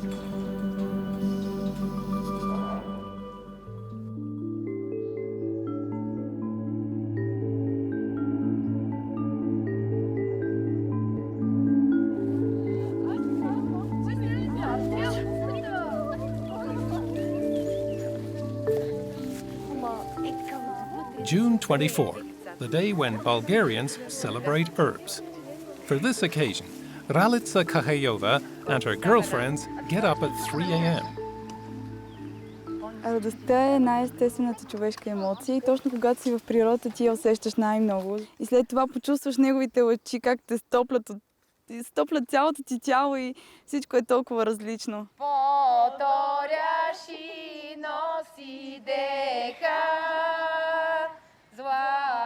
To Bulgarians, St. John's Day is more important than Christmas.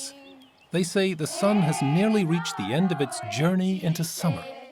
The girls spent the previous evening weaving wreaths of herb blossoms. Now they're waiting for the first rays of dawn.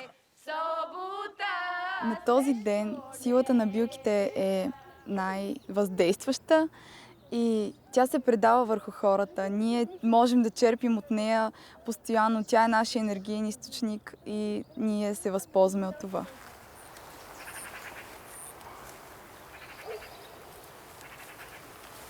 The wealth of wild herbs and medicinal plants holds great potential for the Balkan countries.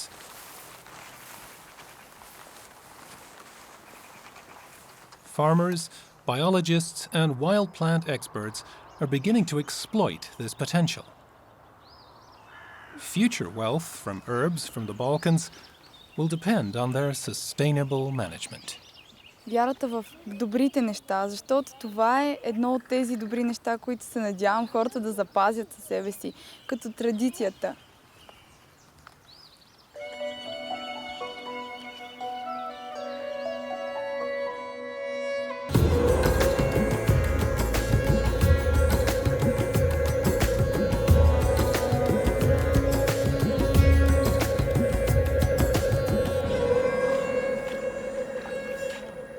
In the swampy meadows of tropical Kerala thrives brahmi, water hyssop.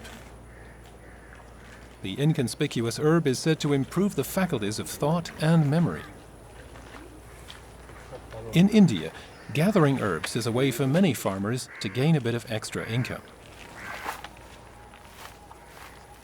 Reports that brahmi might be effective against Alzheimer's disease has lifted demand. This prompted Karan's family to start growing brahmi as well.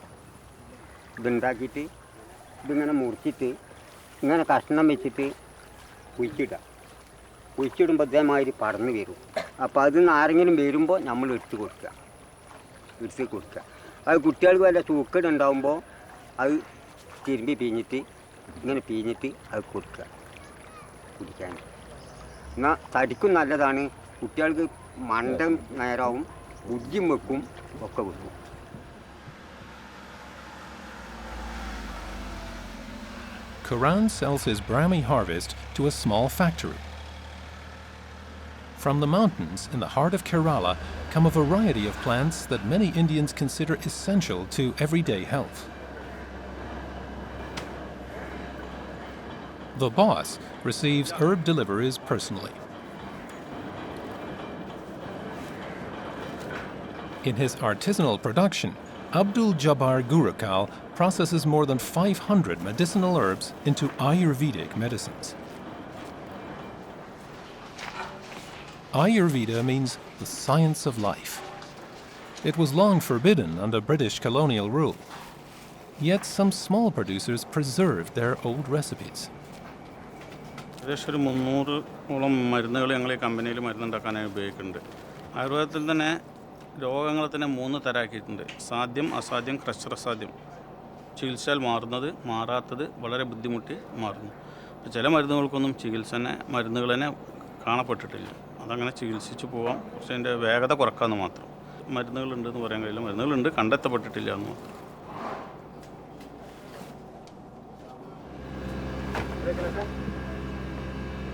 Brahmi is used in many Ayurvedic medicines. 10 kilos of brahmi will fetch Karan about 20 euros. That is a good income for an Indian farmer.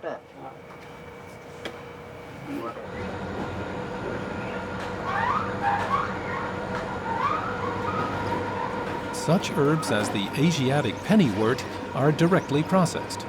In the fresh-pressed juice, the active agents are strongest.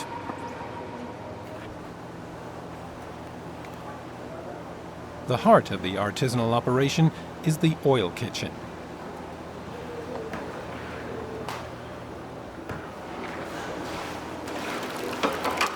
Together with clarified butter, the Brahmi juice is added to an oil already containing other herbs. The herbal mixture then simmers over a wood fire for 3 days. അപ്പോൾ അതുകൊണ്ട് തന്നെ പിന്നെ മറ്റു പല രാഷ്ട്രങ്ങളിലും ലോകരാഷ്ട്രങ്ങളിലും ആയുർവേദം ഇപ്പോൾ അറിയപ്പെടാൻ തുടങ്ങിയിട്ടുണ്ട്. അവരതിനെപ്പറ്റി വളരെ ഈഗറായിട്ട് പഠിച്ചുകൊണ്ടിരിക്കുകയാണ്. അപ്പോൾ അതൊക്കെ തന്നെ വളരെയധികം ഇതിന് ഗുണകരമായി ചെയ്യുന്നുണ്ട്. ഞങ്ങൾക്ക് ഡിമാൻഡ് കൂടിക്കൊണ്ടിരിക്കുകയാണ്. നല്ല മരുന്നുകൾക്ക് ഞങ്ങൾക്ക് ഡിമാൻഡ് വർദ്ധിച്ചുകൊണ്ടിരിക്കുകയാണ്. അപ്പോൾ ഫ്യൂച്ചറിൽ ഞങ്ങൾക്ക് നല്ല പ്രതീക്ഷയുണ്ട്. Most medicines are mixed from dried ingredients, including plants that would be toxic at the wrong dosage. With his scales, master mixer Abdullah must make no errors. ചുക്ക് ഉപയോഗിക്കും ഏറ്റവും കൂടുതലായിട്ട്. കടുക്ക, നെല്ലിക്ക, താനിക്ക ഇതൊക്കെ കൂടുതലായിട്ട് ഉപയോഗിക്കും. ഒരൈറ്റത്തിൽക്കും മരുന്നിൽക്കും ഏതാ കൂടുതൽ വരാച്ചാലാണ് ഉപയോഗിക്കുക. 100 പരം ചെടികൾ ഉപയോഗിക്കുന്നുണ്ട്. വേര് ഉപയോഗിക്കും, തണ്ട് ഉപയോഗിക്കും, ഇലകൾ ഉപയോഗിക്കുക. ഓരോ മരുന്നിനനുസരിച്ചാണ് സാധനങ്ങൾ എടുക്കുക. Chavana Prasa consists of 36 ingredients. The medicine is said to preserve youth, raise desire, and fortify mind and vitality. Demand for Ayurvedic salves and pills continues to rise, raising demand for the herbs as well. In India, with a population approaching 1.5 billion, the rural population is highly reliant on comparatively cheap herbal medicine. But herb plantations are still scarce, and only few of the varieties are cultivated. Businessmen like Abdul Jabbar face increasing supply problems. ഹെർബ്സിൻ്റെ availability എന്ന് പറഞ്ഞാൽ മുമ്പത്തേക്കാളും കൂടുതൽ കിട്ടാൻ വിഷമമായി തുടങ്ങി. കാരണം forest ജനസാന്ദ്രത കൂടി, ഒഴിഞ്ഞ സ്ഥലങ്ങളൊക്കെ ഇല്ലാതായി. അങ്ങനെ അതുള്ളത് കൊണ്ട് എന്ത് ചെയ്യുന്നുണ്ട്, അവൈലബിലിറ്റി കുറഞ്ഞുണ്ട്. മറ്റേ നമ്മൾ ചുറ്റുപാടും തന്നെ കുറേ മരുന്നുകൾ നമുക്ക് ലഭിച്ചിരുന്നു. Abdul Jabbar's family not only produces medicine, the family business also includes an Ayurvedic clinic. Against spinal disc pain, an oil mixed with herbal extracts is rubbed in with the feet. The treatment is meant to not only relax the mind and musculature, but to mainly affect the flow of energy.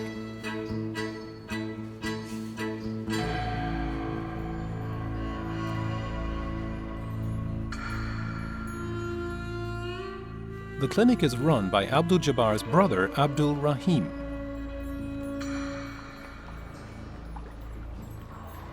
Shirodhara treatment involves pouring oil onto the patient's forehead for 20 minutes. 5,000 years old, Ayurveda is a holistic medicine that regards body, mind, and spirit together. നാഡി എന്ന് പറയുന്നത് ഈ പിന്നെ ധമനികളുടെ രക്തക്കൊഴലുകളുടെ മൂവ്മെൻറ്റാണ്. ഇതിൽ blood move ചെയ്യുന്നതാണ്. ആ മൂവ്മെൻറ്റിൻ്റെ സ്വഭാവം നോക്കിയിട്ടാണ് നമ്മൾ ഈ അസുഖം തീരുമാനിക്കുന്നത്. എങ്ങനെയാണ് മൂവ് ചെയ്യുന്നത്? തവള ചാടുന്ന പോലെ, പാമ്പ് പോകുന്നത് പോലെ, പക്ഷി പറക്കുന്നത് പോലെ, അങ്ങനെയുള്ള മൂവ്മെൻറ്റുകൾ നോക്കിയിട്ടാണ് നമ്മൾ തീരുമാനിക്കുന്നത്. അത് എക്സ്പീരിയൻസ് കൊണ്ട് കിട്ടുന്നതാണ്. ഒരു അധികം മരുന്നുകൾ, ആയുർവേദ മരുന്നുകൾ ചേരുന്ന ഒരു ഫോർമുലേഷനാണ് ഈ ട്രീറ്റ്മെൻറ്റ് ഉപയോഗിക്കുന്നത്. നിരവധി രോഗങ്ങൾ ഞങ്ങൾ ഉപയോഗിക്കുന്നുണ്ട്. ഹെഡ് ഇഞ്ചുറീസ്, അതേപോലെ പിന്നെ തലയിൽ വരുന്ന ആഘാതങ്ങൾ, പക്ഷാഘാതം, അങ്ങനെയുള്ള നിരവധി ടെൻഷൻ, ഇങ്ങനെ നിരവധി രോഗങ്ങൾക്ക് വേണ്ടി ഞങ്ങൾ ഉപയോഗിക്കുന്നുണ്ട്. അതൊക്കെ ഓരോന്നും ഹെർബ്സ് മാറിക്കൊണ്ടിരിക്കും, ആയുർവേദ മരുന്നുകൾ മാറിക്കൊണ്ടിരിക്കും. പ്രൊസീജിയർ ഇതേമാതിരി തന്നെ ഇരിക്കും. ബ്ലഡ് ഒന്ന് നോക്കുക. Nadia Mansour takes care of the clinic's female patients. The doctor first detects the doshas, the elements that each person is born with. Air governs movement. Fire and water govern biochemical processes. And the element earth stands for firmness in the body. ഈ രോഗത്തിൽ ഏത് ദോഷമാണ് കോപിച്ചിരിക്കുന്നതെന്ന് pulse നോക്കി പറയാൻ പറ്റും. ഒരു രോഗത്തിൽ തന്നെ പല രോഗികൾക്കും വേറെ വേറെ മരുന്നാവും കൊടുക്കേണ്ടി വരിക. കാരണം രോഗികളിലെ എല്ലാ രോഗികളിലും ദോഷങ്ങൾ വ്യത്യാസം ഉണ്ടായിരിക്കും. ദോഷങ്ങളുടെ കോമ്പിനേഷൻ ഉണ്ടാവും. ദോഷം മനസ്സിലാക്കി കഴിഞ്ഞാൽ രോഗം മനസ്സിലാക്കാനും മാറ്റാനും വളരെ എളുപ്പമാണ്. and the patient gets the formulation directly at the clinic's own pharmacy.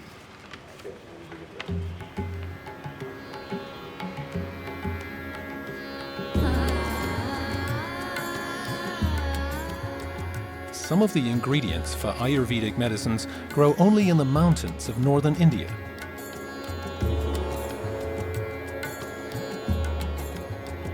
In the state of Himachal Pradesh, deep within the Himalayas, lies the village Batad.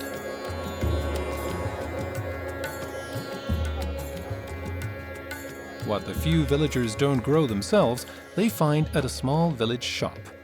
It is run by Jindu Ram.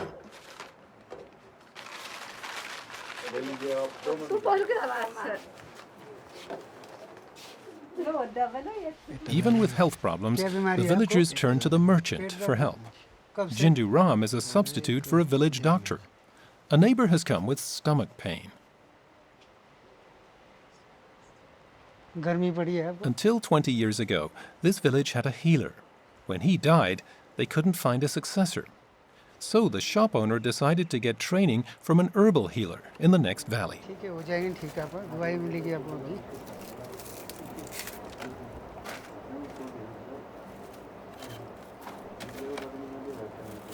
डिस्पेंसरियाँ दूर है, चलो जड़ी बूटी से इलाज करते थे। पहले भी जड़ी बूटी से इलाज होता था, तो अब वैद्य है नहीं। अब कोई वैद्य रहे, कहीं रहे, वो भी अब कोई करते इस काम को कोई करते ही नहीं। To treat stomach problems, Jindu Ram concocts a medicine of 5 herbs. He uses only tiny amounts. जड़ी बूटियाँ तो सारी खत्म ही है, अब मिलनी मुश्किल है। अगर कोई खेती बाड़ी करेंगे तो मिलेंगे, जंगल में तो जड़ी बूटी खत्म है और बड़ी मुश्किल से तलाश करनी होती है जंगलों में। और ये जो है जटामासी है, ये भी तो जोतों में खत्म ही समझ लो, लोगों ने उठा के खत्म कर दिया, पैदा हो ही नहीं है। Valerian has a stimulating or calming effect depending on the dosage. In India, it's a panacea, one that is becoming difficult to find in nature. The neighbor is to take the mixture twice a day for 4 days.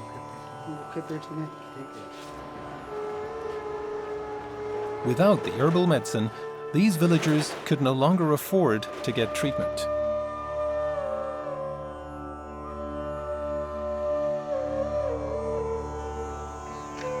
Jindu Ram regularly hikes up into the mountains.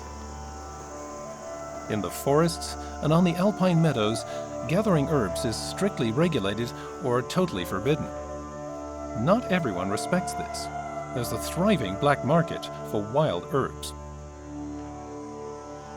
After 2 hours, Jindu Ram reaches his goal. At 3,500 meters, the Forestry Authority has planted a small herb garden, a rare feature in the mountains of the Indian Himalaya. Here he finds kutki, the Indian gentian. Formerly prescribed for leprosy, today its extremely bitter roots primarily help asthma sufferers. In the herb garden, we also find Brahmi, named after Brahma, the Hindu god of creation. Jindu Ram knows 3 varieties of Himalayan Brahmi.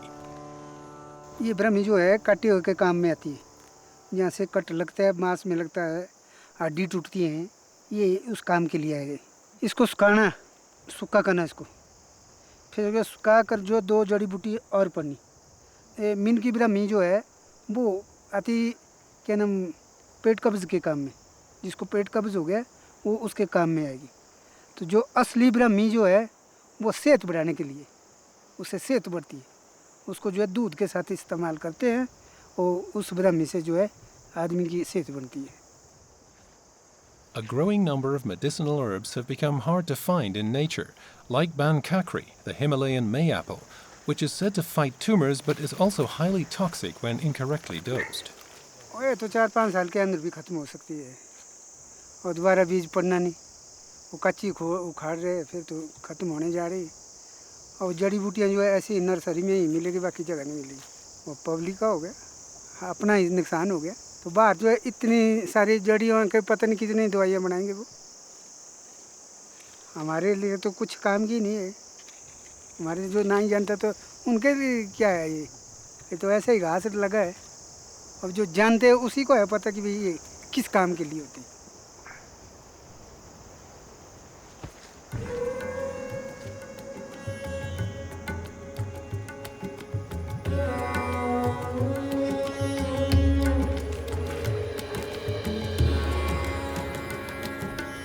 Tamil Nadu in the south of India, the land of rice paddies, sugar palms, and Dravidian temples.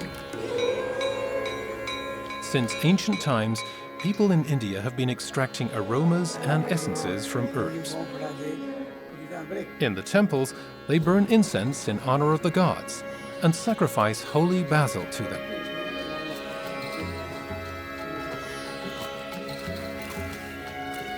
The secret of this herb was discovered 4,000 years ago, during the Harappan civilization.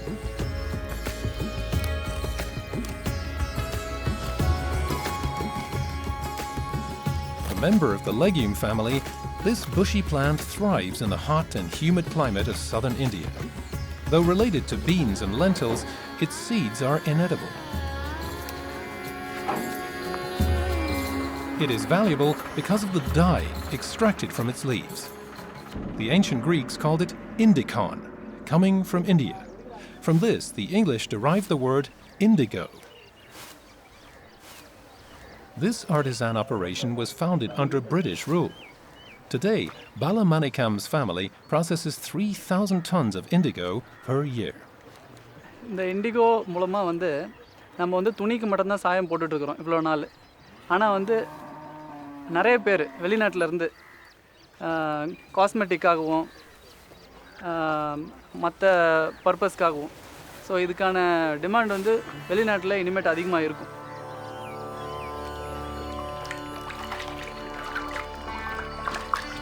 The growing demand for natural products also sparked the revival of indigo. It takes only 10 grams of indigo to dye 1 kilo of cloth. When the cloth emerges from the indigo solution, it's yellow. The air then oxidizes the indigo, and within seconds it changes color to green, then blue.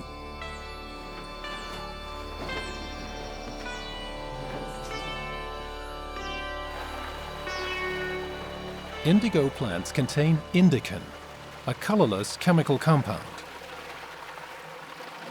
First, the herb is soaked for 18 hours. Fermentation converts the indican into the yellow substance indoxyl. The water is then run into another tank. The workers toil away. For a full hour, they must churn the solution, aerating it. For this contact with air is what oxidizes the yellow indoxyl into blue dye. The water is non-toxic and can be discharged into the fields. The indigo has settled to the basin floor and can be gathered for further processing. The workers must first heat the dye, then filter and press it. இதுக்கு 2 ton அளவு அவுரி செடியை போட்டோம்னா தான் 5 kilo இல்லை 10 kilo indigo நமக்கு கிடைக்கும். Indigo தங்கத்துக்கும் ஈடாக indigo அந்த காலத்தில் சொல்லிட்டு இருந்தாங்க. எதனாலனா லேபில் சிந்தட்டிக் இண்டிகோன்னு ஒன்று கண்டுபிடிச்சாங்க. அதை கண்டுபிடிச்சதுலேருந்து நேச்சுரல் இண்டிகோவுக்கு மார்க்கெட்டே போயிடுச்சு. இதை நாங்கள் இந்த பிஸ்னஸ் நாங்கள் விடாமல் இதை நாங்கள் காலங்காலமாக நாங்கள் பண்ணிட்டு தான் வந்துட்டு இருந்தோம்.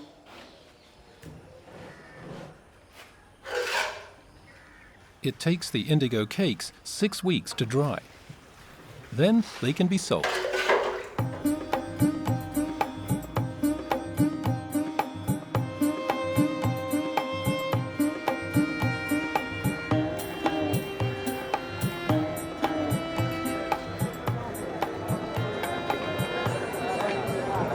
Indian cuisine is above all a spice cuisine. Only few fresh herbs are used, with the exception of coriander.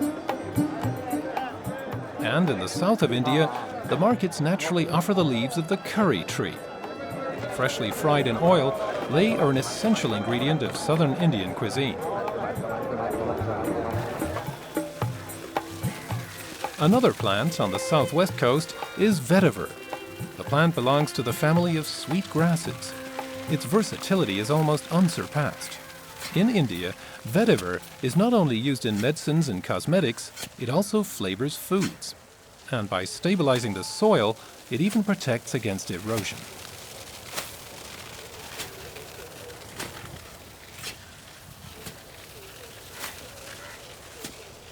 To determine the ideal time for harvest, farmer Dasan tests the roots.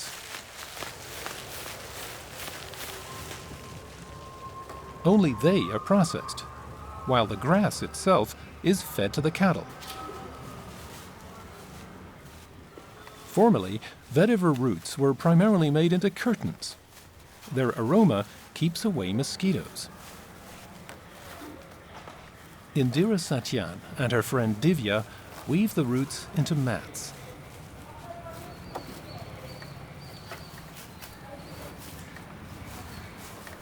നമുക്ക് കുടിക്കാനും നല്ല തണവോട് കൂടിയുള്ള വെള്ളം കുടിക്കാനൊക്കെ ഏറ്റവും നല്ലതാണ് രാമച്ചം. രാമച്ചത്ത് കൊണ്ടുള്ള soap ഏറ്റവും നല്ലതാണ്. രാമച്ചത്തിൻ്റെ വിശറി, രാമച്ചത്തിൻ്റെ ചെരുപ്പ്, ചെരുപ്പ് വാതസംബന്ധം ആയുള്ള അവർക്കൊക്കെ എടുത്ത് നടക്കാനൊക്കെ ഏറ്റവും നല്ലതാണ്. With her mats, Indira serves a niche market. Today, most Indian vetiver is used for the production of essential oils.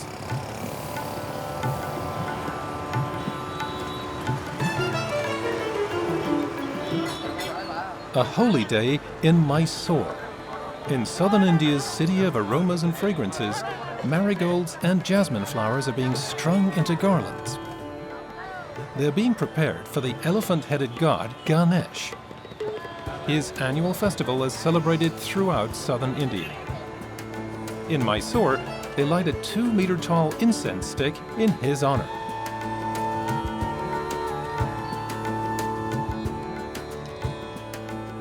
Arjun Ranga has 300 employees, but their boss composes the fragrances himself. To make incense, especially our specialized incense, we use a whole host of Indian herbs like jatamasi and tulsi and turmeric. And of course, we have our traditional vetiver and all of that as well, which we use the extracts of in our incense making.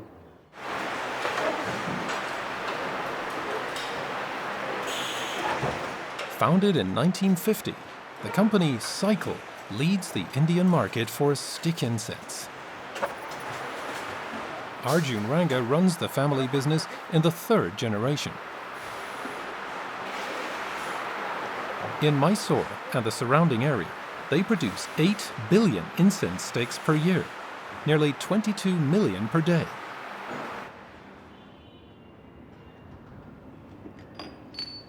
Our first successful brand was called Cycle Sugandha Mallika. This was in 1952, and we've just done a relaunch of the fragrance with more modern materials as well added to it. But the core of the fragrance still remains the way my grandfather created it. And it's 1952, so it's almost 70 years, 60 years old, the fragrance. Yeah.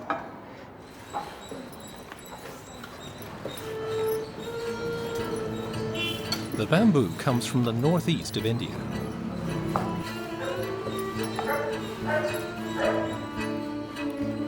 The sticks are rolled in 25,000 households and by many contractors. Today, Arjun exports them all around the world. Post the year 2000, there's been a sudden increase in incense consumption worldwide. You know, with the advent of Ayurveda and spirituality and yoga and all of that, incense sticks, especially Indian agarbattis, as they're called in India, have become an instant connect with Eastern culture. So you actually light an incense stick and the Eastern ambience is created. Arjun sticks burn on house altars and in temples all across Asia. Some Indians also attribute healing powers to incense aromas.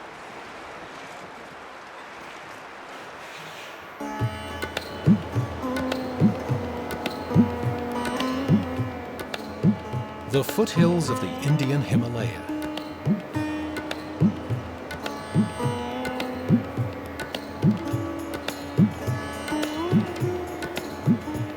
In the catchment area of the Beas River lies the town Banjar.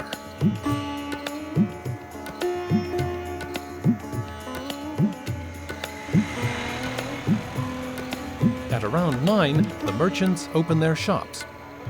Among them, Buddhi Singh. Buddhi Singh runs a small shoe shop. In the summer, it's run by his wife, while Buddhi Singh attends to a business that is more profitable than selling shoes. अभी तक माल जो है market में पूरे तरीके से नहीं आया है। 2-4 हफ्ते में जो गोदाम भर जाएगा, उसके बाद में माल को जहां मार्केट अच्छी होगी, दिल्ली या अमृतसर ले जाऊंगा। तब जो है माल भी जो है उस टाइम गोदाम पूरा भर जाएगा माल से। तो 2-4 हफ्ते में जो है माल दिल्ली ले जाऊंगा या अमृतसर ले जाऊंगा, जहां भी मार्केट अच्छी हो। Buddhi Singh has rented a car for the day. He's on the road in the mountainous landscape of Himachal Pradesh, one of the species richest regions in India. 3,500 different plants grow here. 800 are of medicinal use.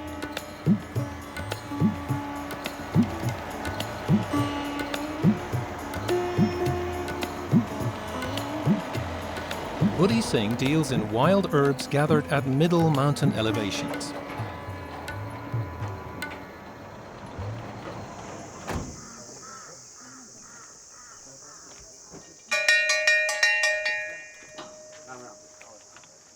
Even in the most remote hamlets, the merchant has his middlemen. Sishram doesn't gather himself.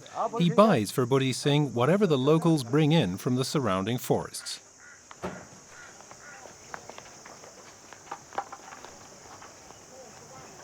In villages like this, gathering wild herbs provides important extra income for the families.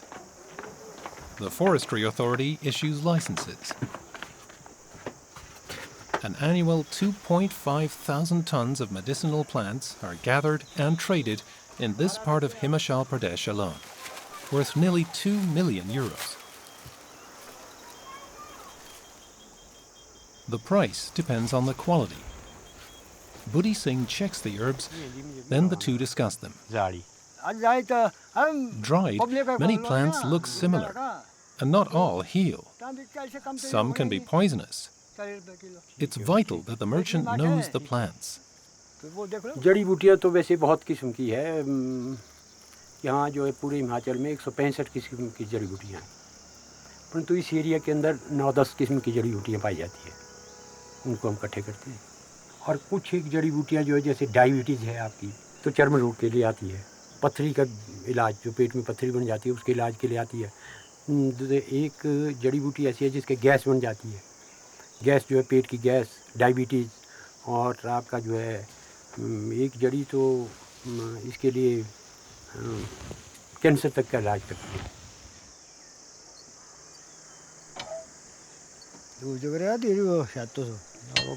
The most effective and most valuable medicinal plants cannot be had from merchants like Buddhi Singh. They are largely gathered illegally and sold under the counter. इसकी height जो है 12,000 से 10 और 11,000 height में जो है, जो महंगी जड़ी बूटियाँ वो 10 और 11,000 हाइट में होगी। जो इस हाइट में जो होगी उसके जो है दवाइयाँ जो है सही तरीके से नहीं बनी, क्योंकि उसका जो अर्क जो निकलना वो जो है सही तरीके से नहीं आता है। उसके जो है गुणवत्ता जो है उतनी नहीं जितनी की 10-11,000 हाइट की जड़ी बूटियाँ होती है।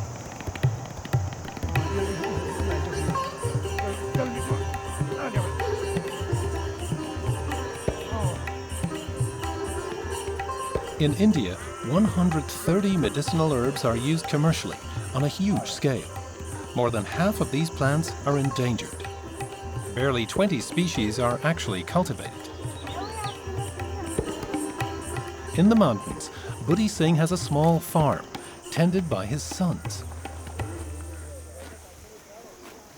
This merchant knows that wild herbs won't be able to meet Indian demand for herbal medicine forever. The future lies in their cultivation. Snake root, for example, thrives at this elevation. Also called serpentine wood, it stimulates the appetite and lowers blood sugar. The family garden now also features Indian valerian. Due to over-harvesting in the wild, it is now an endangered species and, accordingly, expensive. यदि नई market है तो घास पशुओं के लिए घास हो जाता, तो मार्केट हो गई तो इसको निकाल दिया। फिर हम जो है बीच में इसको लगाते हैं, ऐसे मेंढों में लगाते हैं। मेंढों में लगा करके हमारा जो है दोनों फायदे, घास के लिए घास मिल जाता है और हमारा जो है बीच वाली ज़मीन खराब नहीं होती, इसलिए इसकी मार्केट वैल्यू हमें अच्छी मिल जाती है। 3 साल के बाद 4 साल के बाद निकाला तो इसकी जो जड़ देखो कितनी मोटी हो जाती है। ये देखो कितनी मोटी होगी जड़, इसकी वैल्यू ज़्यादा है और इससे अच्छे गुणवत्ता वाली जो है दवाई बनेगी। Whether gathered wild or cultivated, herbs are dried in countless households in the Indian mountains. Through such merchants as Buddhi Singh, they find their way to the major markets. Founded during Mughal rule in the 17th century, at the heart of Delhi's old town Kari Bayuli lies Asia's biggest market for dried fruits, spices and herbs.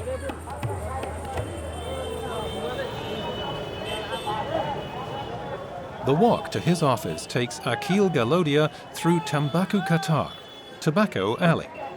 This leads to an inner courtyard. This is the heart of the Indian trade in medicinal herbs.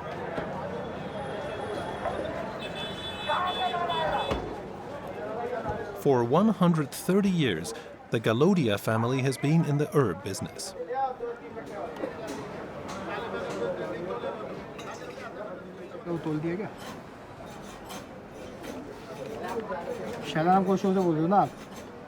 He does his business by telephone. Akhil is a wholesale merchant. His inventory includes more than 500 herbs, with total annual sales exceeding 300 tons of dried plants only. His customers are located throughout India, manufacturers of medicines and cosmetics who rely on Akhil to deliver premium quality. मुश्किल होता जाएगा ही ना, क्योंकि जो आदमी को पहचान ही नहीं है। जो पुराने आदमी होते थे जिनको पहचान होती थी, अब वो रहे नहीं है। नई जनरेशन जो है वो जाती नहीं है जंगलों के अंदर इकट्ठा करने कलेक्शन के लिए उस आइटम्स, क्योंकि उन्हें पता ही नहीं है। सप्लाई डिमांड उतनी ही है जितनी चाहिए, पहले से बल्कि इंक्रीज ही हो रही है डे बाई डे। तो थोड़ा बहुत तो दिक्कत होता है, शुरू हो ही गया है जो।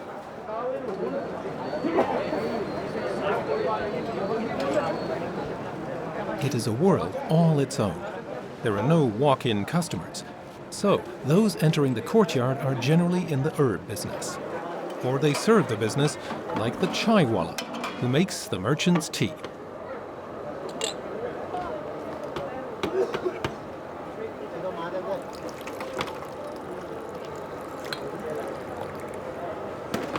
ये कुटकी है, इसका रेट है आज के दिन जो है 1000 रुपीज़ पर केजी, और ये ब्लड प्यूरिफिकेशन के काम आता है। Indian medicinal plant sales are estimated at an annual 1.5 billion euros. Akhil's customers primarily trade in the all-round herbs.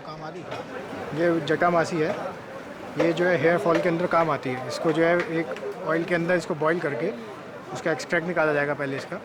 उसके एक्सट्रैक्ट को जो है किसी भी ऑयल के अंदर आप मिक्स करके जो है सर पे लगाने से उसके जो है हेयर्स जो है सही हो जाते हैं। हेयर फॉल के अंदर काम आता है, इसलिए ज़्यादा ये जो है डिमांड में रहता है।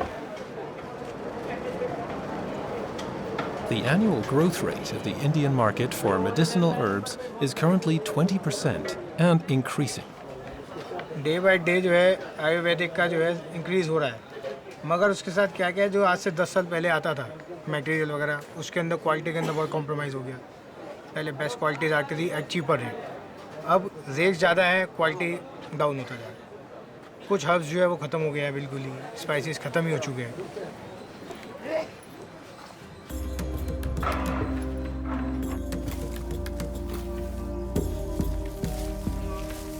Elsewhere, they have begun large-scale cultivation of a few select medicinal herbs. Tulsi, holy basil, also called the incomparable, helps against many ailments. It is said to be effective against viruses and inflammation, as well as increasing longevity. The harvest is already sold. It goes to Bangalore, the capital of Karnataka state, to the world's biggest factory for Ayurvedic medicines. The producer's warehouse receives daily deliveries of basic ingredients for its medicines, the plant extracts of 166 different herbs. So now, how is it progressing so far? Biochemist Shyam Ramakrishnan is the head of the research department. Correct. Under his supervision, 200 scientists analyze the active agents of plants, testing them for the development of new products. So what is the status of your this They're trying to grow the rarer plants in vitro. Woodfordia fruticosa, the flamethrower bush, for example, finds a use in many Ayurvedic medicines. An extract of its flowers is said to help against herpes. Our attempt has always been to contemporize Ayurveda. We do the clinical trials, we perform in vitro biology experiments, we look at molecular biology. So what we are doing is applying the modern technologies, marrying it with the Ayurvedic herbs, marrying it with the Ayurvedic science.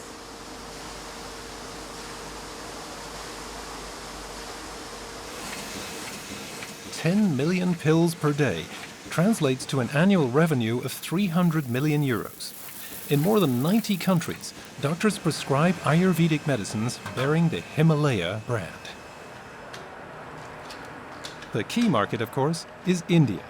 For this market, a few years ago, the company added the production of cosmetics. As the nose of the company, Indira Kumarasen develops new fragrances. Her current project is a liquid hand wash with a basil note. हमारे market target है growing Indian upper middle class and middle class फिर हमारा एक और customer है the working women उनको अभी time नहीं मिल रहा है अपने अपने के ऊपर ख्याल कर रखने के लिए टाइम नहीं मिल रहा है उन लोगों को The products contains some of the natural ingredients like neem, tulsi and aloe vera. Now the growing trend is also towards the good quality of the natural ingredients. That's what consumer like. That's a growing trend of Indian market. That's right. Yeah.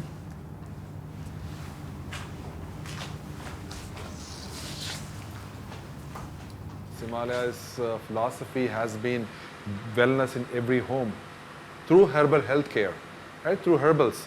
And that is where our forte is. We research into herbals left, right and center. We look at herbals as the centerfold for everything.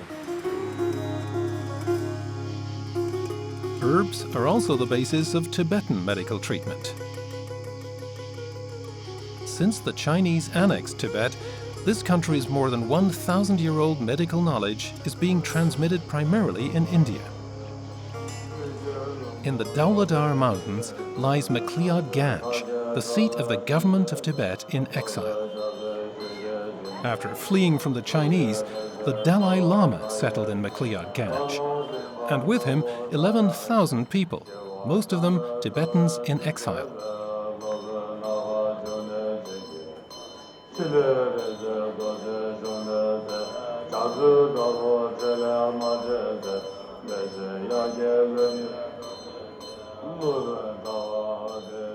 Like no other place in the world, McLeod Ganj is a refuge for Tibetan culture.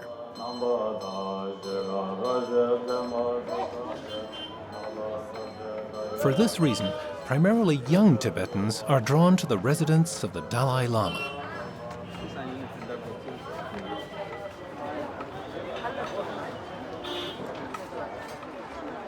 Tenzin Somo and her friends have come to McLeod Ganj from afar to study Tibetan medicine. They will be staying for 6 years.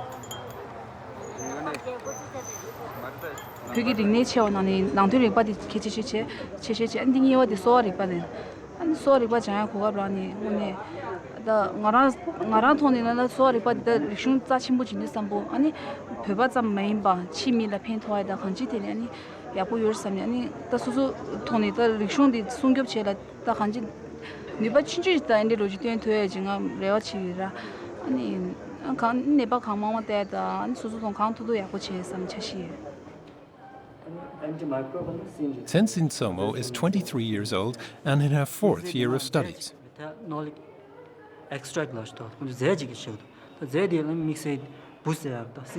125 young women and men are studying at the Minsei Kang Institute of Tibetan Medicine. Founded in the 8th century, it combines elements of Indian Ayurvedic, Chinese, and Persian medicine. One of the key subjects is herbalism. Exams are approaching.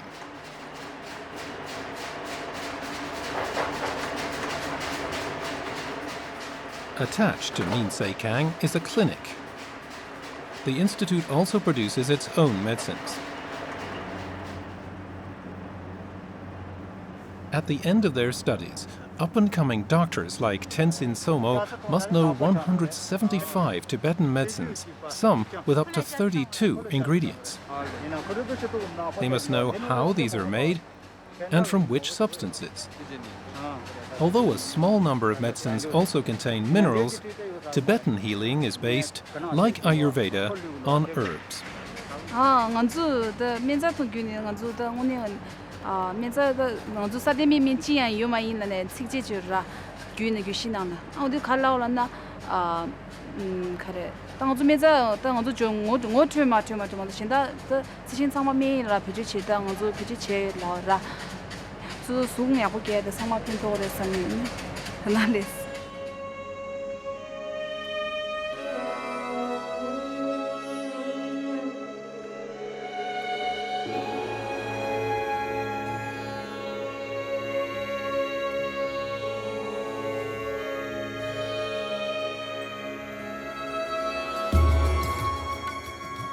Their training regularly takes the students high into the mountains. 1,500 meters must be climbed. At the tree line, we find the greatest diversity of medicinal herbs. The students learn at what time of year the active agents of each individual plant reach their peak. Generally speaking, roots are usually harvested in autumn, leaves and flowers in summer. By the end of their studies, the students must be able to identify more than 200 medicinal herbs in nature and know their effects.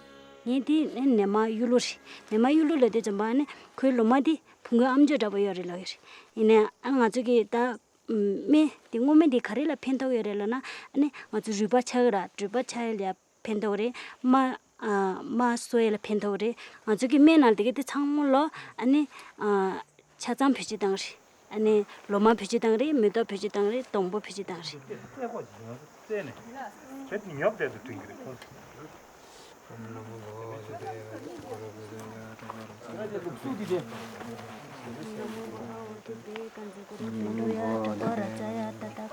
When they pluck herbs, the students recite the mantra of the medicine Buddha, requesting him to permanently heal the afflicted of this world.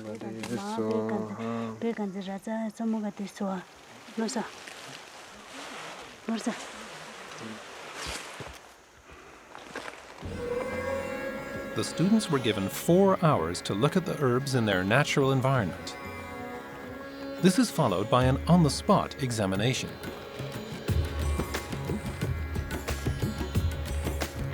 Tenzin will soon be working as a doctor. The rural population especially needs affordable, compatible medicine, a medicine based on herbs. These students will only be able to treat future patients if India can manage to preserve its great variety of herbs in nature.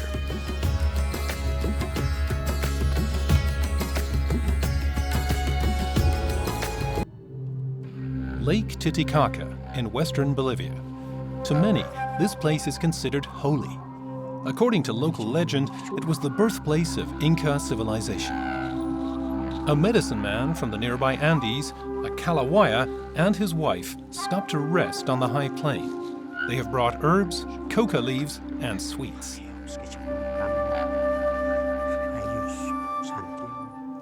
The region is one of the poorest in Bolivia. Residents in need of medicine must often turn to nature. Hardly anyone has studied the herbs of South America as extensively as ethnobotanist Rainer Bussmann. Local herbalists like Juan Xaruta show him their tried and tested household remedies, such as huira huira. This plant, belonging to the sunflower family, has antiseptic properties. Es la huira huira. ¿Para qué sirve este? Es para tos. ¿Para tos? Para tos. Ah, ¿y cómo se puede preparar? Ese se prepara hay que hervir la agua.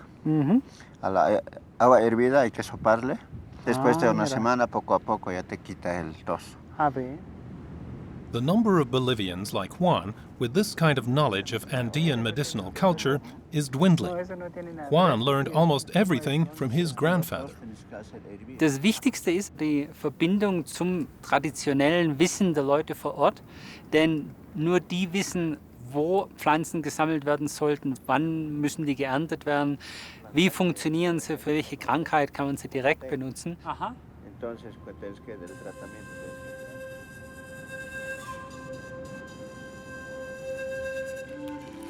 Which herbs are best for stomach pain or headache is common knowledge. For complicated ailments, though, people seek out a Kalawaya. Blessings and sacrifices are essential parts of any treatment.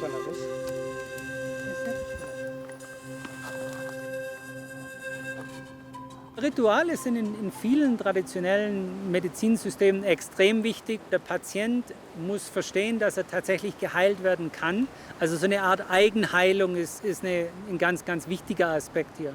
Also ohne Ritual würden viele Kräuter hier nicht funktionieren. Insofern ist es natürlich auch wichtig, diesen Aspekt zu dokumentieren und weiterzugeben an andere Generationen, weil wir sonst tatsächlich den Heileffekt verlieren würden. The Kalawaya believe that the burning of gifts appeases the Andean gods, and that the smoke from burning herbs purifies and heals patients. Traditionally, the healers are paid in kind. Die Kalawayas haben eine sehr lange Tradition. Die Kalawaya waren immer die Ärzte der Inkas. Das sind die bekanntesten Kräuterheiler in Südamerika und ziehen wirklich hier in der ganzen Region, in der weiten Region herum, also in Bolivien, Ecuador, manche gehen nach Chile. Also wenn man krank ist, dann möchte man von einem Kalawaya behandelt werden. These itinerant healers gather their herbs in the wilderness. The muña, for example, contains essential oils and helps with digestive problems. Esta es la muña. Se nota del olor. Ay, sí que olor rico. Claro, hay moñas también en otras regiones es diferente sí, un poco. Sí. ¿Y se puede tomar con frecuencia? No, ¿Como cada día o mejor? Puedes tomar. Esto no es como químicos que te puede maltratar, o sea, te puede dañar, sino que es natural, ¿no? Excelente, muchas gracias. Sí, porque, listo. Bei Heilpflanzen ist es sehr, sehr schwer, einen Inhaltsstoff zu isolieren. Diese Muña hat wahrscheinlich 10.000 Inhaltsstoffe. Das heißt, wenn wir jetzt einen Hauptinhaltsstoff rausisolieren, dann ist er entweder nicht allein funktionsfähig oder ist giftig oder wir können ihn nicht in den Körper reinbringen. Was die Naturmedizin so wichtig macht, ist wirklich das Zusammenspiel dieser Inhaltsstoffe.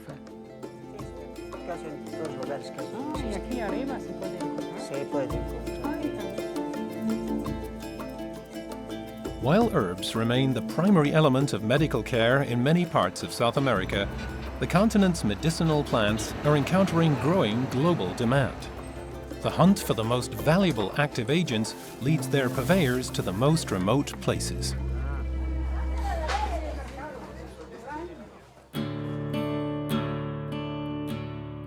The south of Peru is known for its harsh, arid climate and desert-like landscape. Hours ago, Jose Ingamani and his family set out on foot. In the wilderness of the Andean foothills, the Ingamanis look for a sheltered campsite. For the next few days, they will live and work here.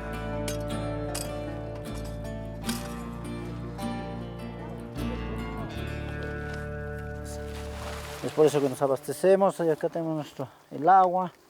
Nos traemos agua desde el otro punto. Y ya nos ponemos a extraer. A extraer y hacer el manejo que hacemos a la planta. A rather plain plant flourishes in this area, ratney. The plant usually grows near big cactuses.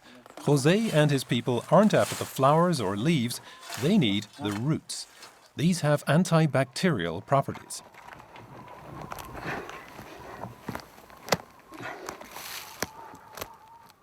It takes 7 years for a ratney plant to produce roots ripe for harvest. Just pulling them out would therefore quickly jeopardize the population. Jose follows a routine. Ahí está, esta es la raíz.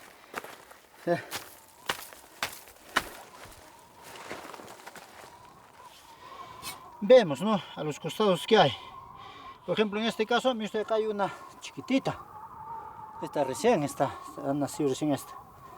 Ya.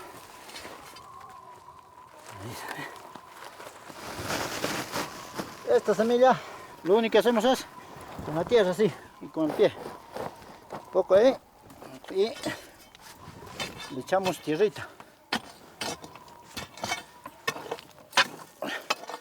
Listo. Ahora, para que no lo malogremos eso, ¿qué hacemos? Lo volvemos a tapar con la misma esto. Cuidado, le botamos así encima. Listo, ya está botado. Entonces ahí debajo con la sombrita va a salir de nuevo la plantita. Y esa chiquita, el sol no lo va a matar, entonces esto ya lo va a proteger. Ratney cannot be cultivated. That's why the buyer of the roots, a Swiss natural cosmetics manufacturer, hired botanist Fatima Caceres to design a method to protect their supply.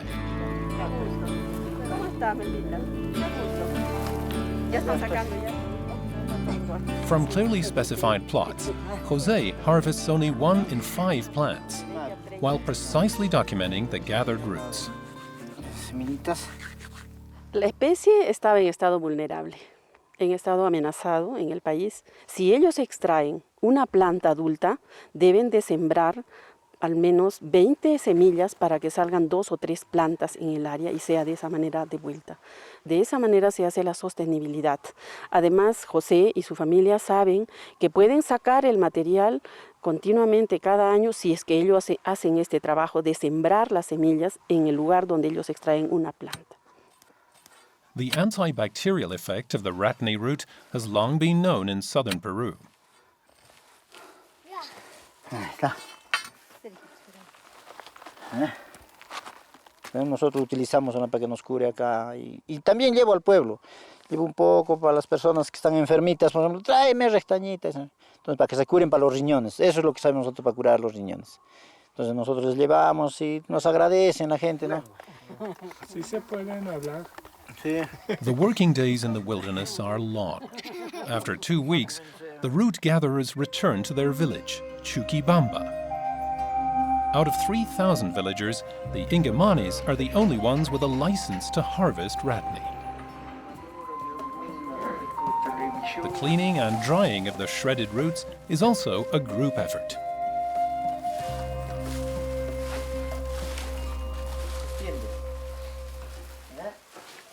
Para nosotros es una ayuda económica más que todo del trabajo que realizamos, extrayendo la restaña.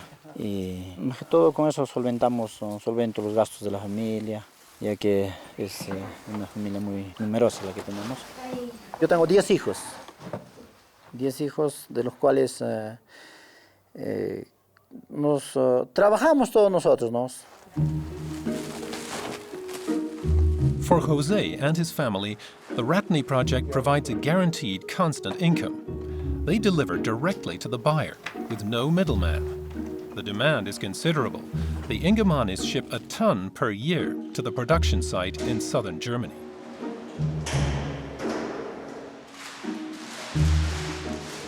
The Chuquibamba Harvest Project secures a supply of sustainably gathered roots. ratney contains a reddish astringent acid.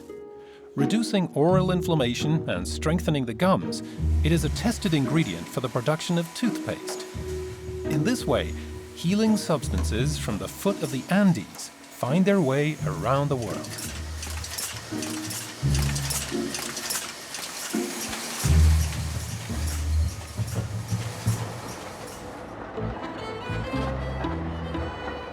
Buenos Aires, the capital of Argentina, bears a strong imprint of European immigrants. Much here comes from Europe, even such kitchen herbs as rosemary or oregano. The special lure of pura tierra is ingredients from all over South America, ingredients unknown to many of its diners. With his culinary concept, star chef Martin Maltani regularly ranks among the continent's 50 best restaurants.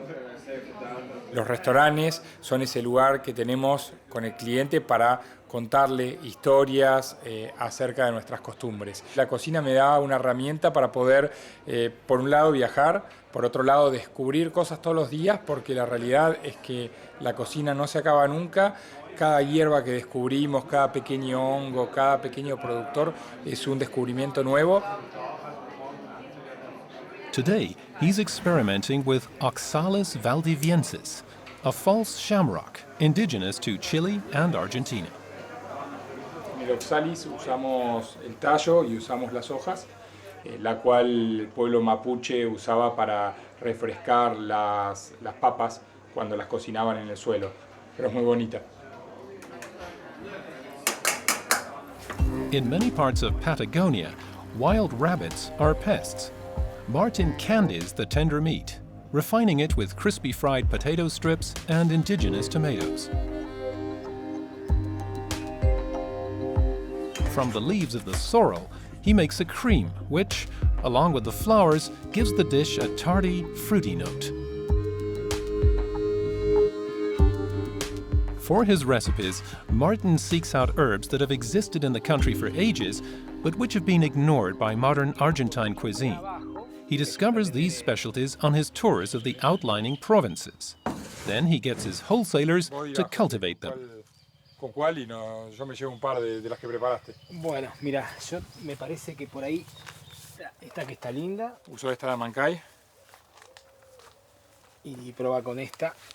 Perfecto. De Oxalis a ver cómo sale todo. Las pruebo y después te vengo a buscar más. Dale, perfecto, acá vamos. te espero.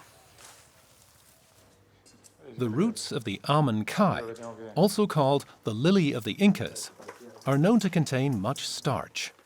A medida que empieza a crecer, empieza a generar una raíz rizomatosa, que es lo que antiguamente los mapuches utilizaban como un vegetal para hacer medicina y también para comerlo.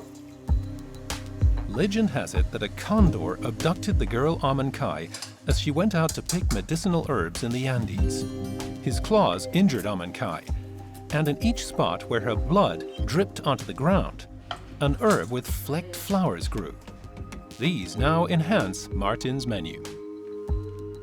Cada componente en nuestro plato es un ingrediente, no los tomamos como decoración, sino que cada cosa que está presente en el plato tiene algo que aportar, una acidez, un crocante, un sabor particular.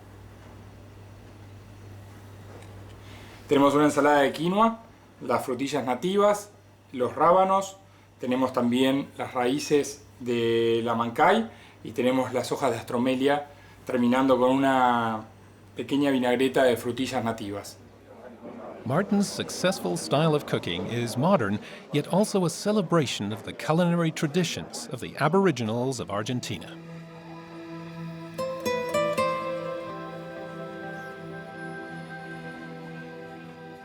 Misiones province in northern Argentina is largely covered with rainforest.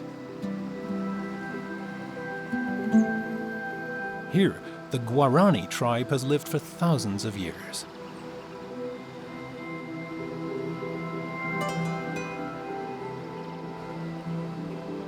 Isabel Aquino is one of them. Around her house grow more than 140 different herbs and medicinal plants, many of which she planted herself. Este árbol es lambay. Para mí tiene un significado de una planta muy limpiadora. Limpia todo lo que tenga que ver con donde está conectado nuestras emociones. Para mí es una planta que me da mucha energía, me da mucha salud. Es una planta que me conecta mucho con la madre tierra, con mis raíces, con mi esencia.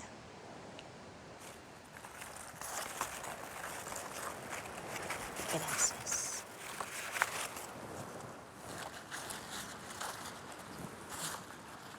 Cuando se termina la recolección, volver a agradecer a la planta, a la generosidad y volver a agradecer al sol. The Guarani have no word for ailment. They refer to conditions, which can be influenced, also with the aid of herbs.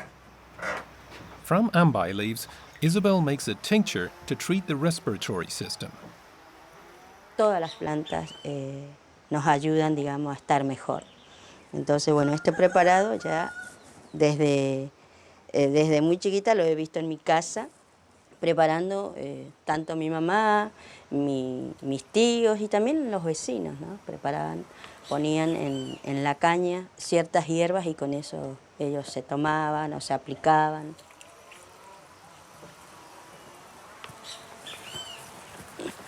Isabel uses herbs to treat people who have become imbalanced. Gabriela has blood pressure problems and dizzy spells, for which she has no explanation. Isabel always begins a treatment with a ritual. Yo paso el humo con las plantas para que ella me muestre cuál es la parte del organismo que está necesitando aumentar un poco energía y defensas. Entonces, a través de eso, después nos conectamos con la planta que ella también elige para que pueda mejorar y recuperar su bienestar general. Gabriela has chosen stevia, which the Guarani call sweet herb. It dilates the blood vessels and lowers blood pressure. Her dose is the exact amount that fits between the lines on her palm. Le agradecemos a las hierbas que nos acompañaron y a todos nuestros ancestros que nos ayudaron. Así que muchas gracias por la confianza.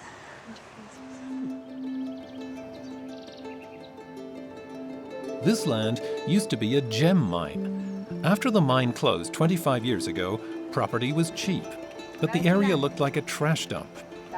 The new owners helped each other make the area livable. Later, they built a school and a first aid station.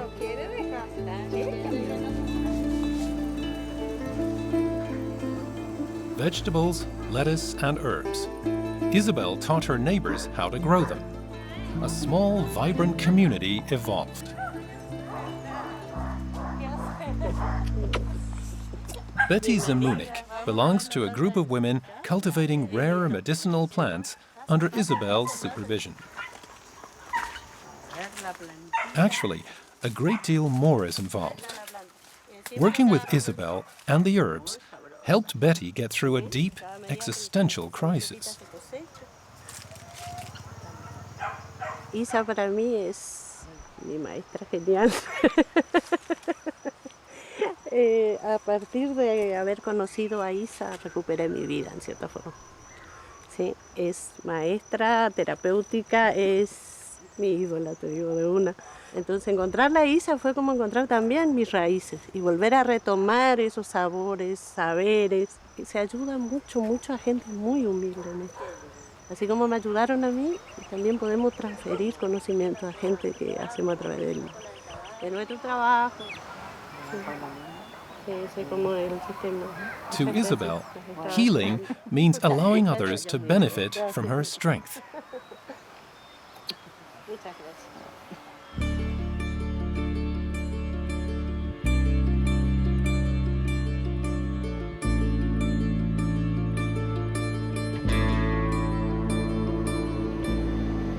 Isabel's birthplace is located in Iguazu National Park, famous for the waterfalls.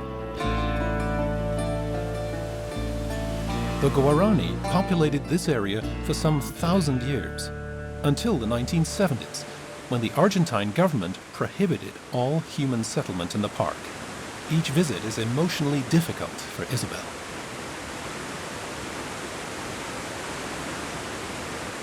Nos mudamos de aquí a 8 kilómetros de aquí de las cataratas. Nos dijeron que ya no podíamos estar aquí.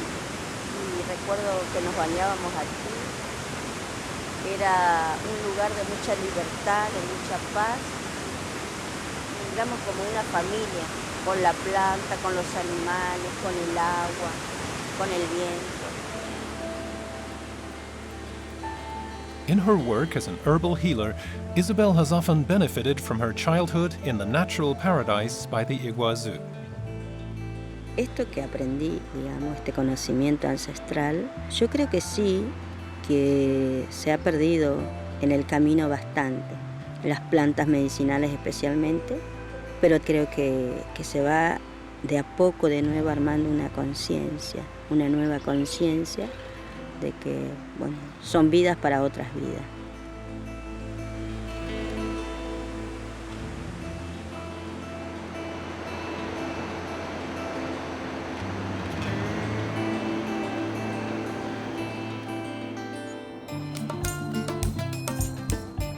Preserving an age-old knowledge of herbs. Even in La Paz, in Bolivia, it's an ongoing challenge.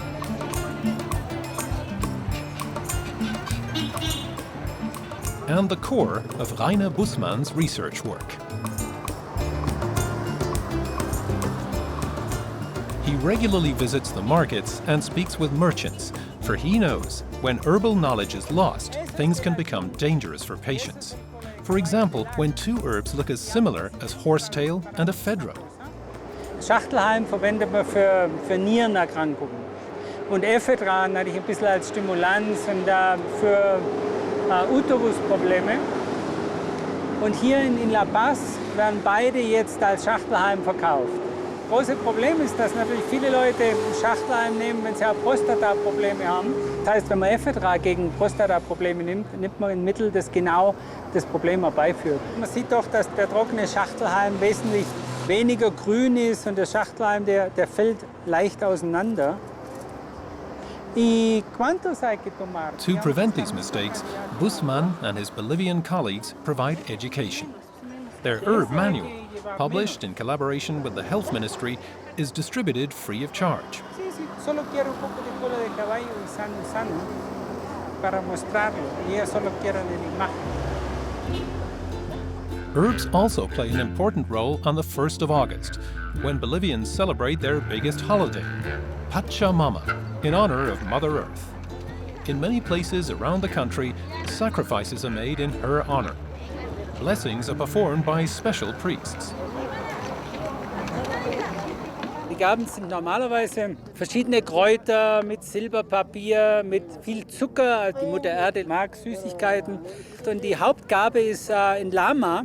Und es ist normalerweise entweder ein Lama Fötus oder ein Lama, das vor der Geburt gestorben ist, weil das Lama traditionell das wichtigste Arbeitstier ist. Also man gibt der Mutter Erde das wertvollste Tier, das man traditionell hat.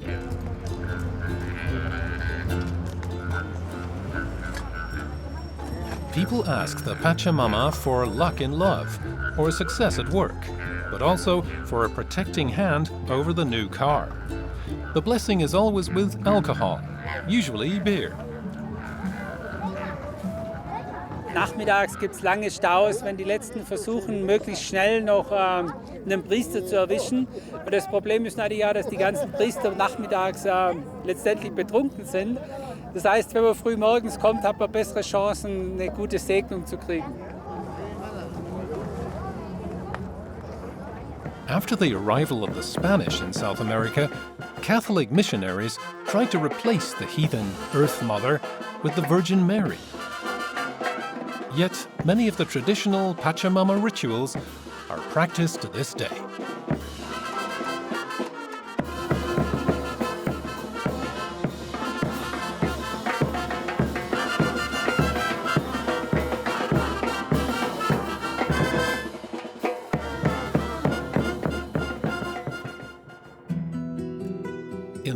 south of Argentina, the ruins at Misiones serve as a reminder of the days when Jesuit missionaries strove to convert the Guarani to the Catholic faith.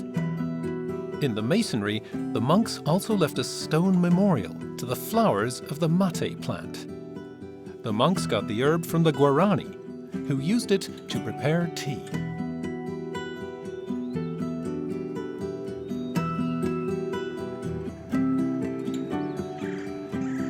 Mate flourishes in the dark red soil of Misiones, where we find the greatest acreage under mate in Argentina. The demand is huge. 90% of Argentines drink the bitter herbal tea, with a cup of mate and a thermos jug constantly at hand.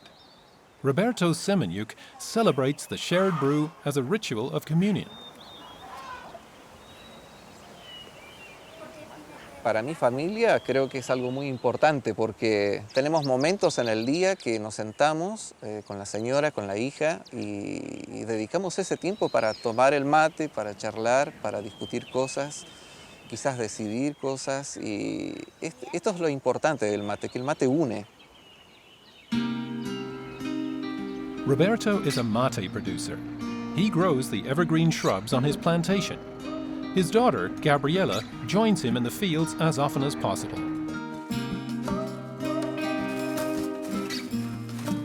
Mate is a sensitive plant, requiring relatively constant temperatures. It needs 4 years before the first harvest.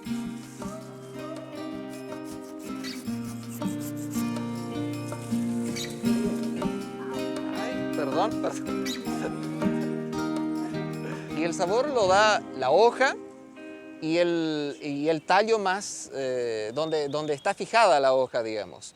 Tiene que ser, para tener un mejor sabor, el gajo no tiene que ser, o sea, la rama no tiene que tener el color gris, sino que tiene que ser el verde este que vemos acá.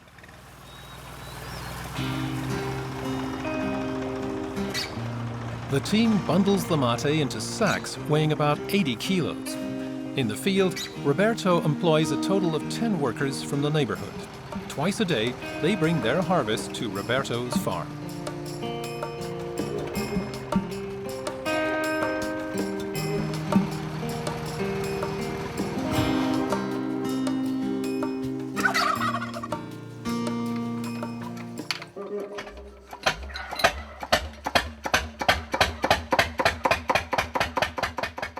The diesel engine from the 1920s still drives all the machines needed to process the mate,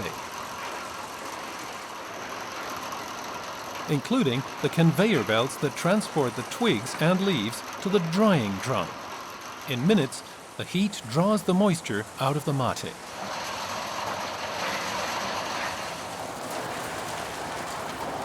Esta máquina para mí es vida, es pasión, es el esfuerzo de varios años que estamos tratando de que esto se vaya para adelante, de que podamos salir adelante con la familia. From this stage on, Roberto's processing differs from industrial mass production. He uses the traditional barbacoa method.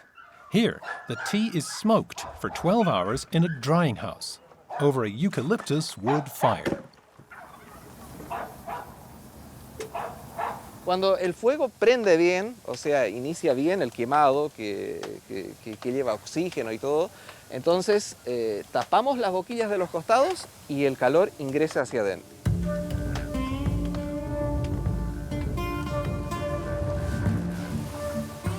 In the drying house, the temperature reaches about 90 degrees Celsius. Tati is Roberto's stoker. His job is to churn the branches regularly. He has to keep checking the flow of heat and smoke all night.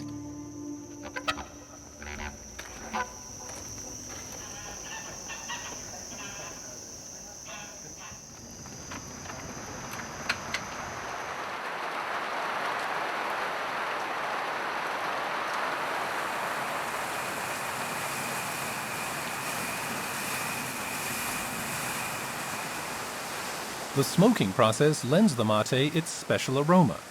Tea drinkers throughout Argentina appreciate it. That wasn't always the case. Right after the turn of the millennium, barbacoa mate went out of style. Prices fell drastically. For the smaller mate farmers, it was no longer worth the time and effort.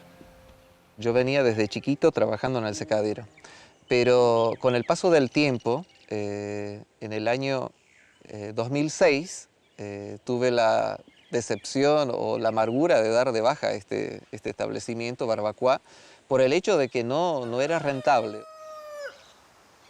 For several years, Roberto made ends meet with odd jobs. Finally, the regional mate farmers sat down together. At the initiative of 2 agricultural engineers, they founded a cooperative. Muy bien. Muy bien, no, sigamos. Ante el desperfecto, como puede ocurrir que a un secadero se quemó, porque en el sistema a veces se cansa, ocurre que un desperfecto quema un secadero. Y se llevó la yerba a otro secadero de ellos mismos para que se seque la yerba. O sea que hay ese tipo, ese espíritu de colaboración entre ellos y esa solidaridad que antes no existía. Eso está bueno.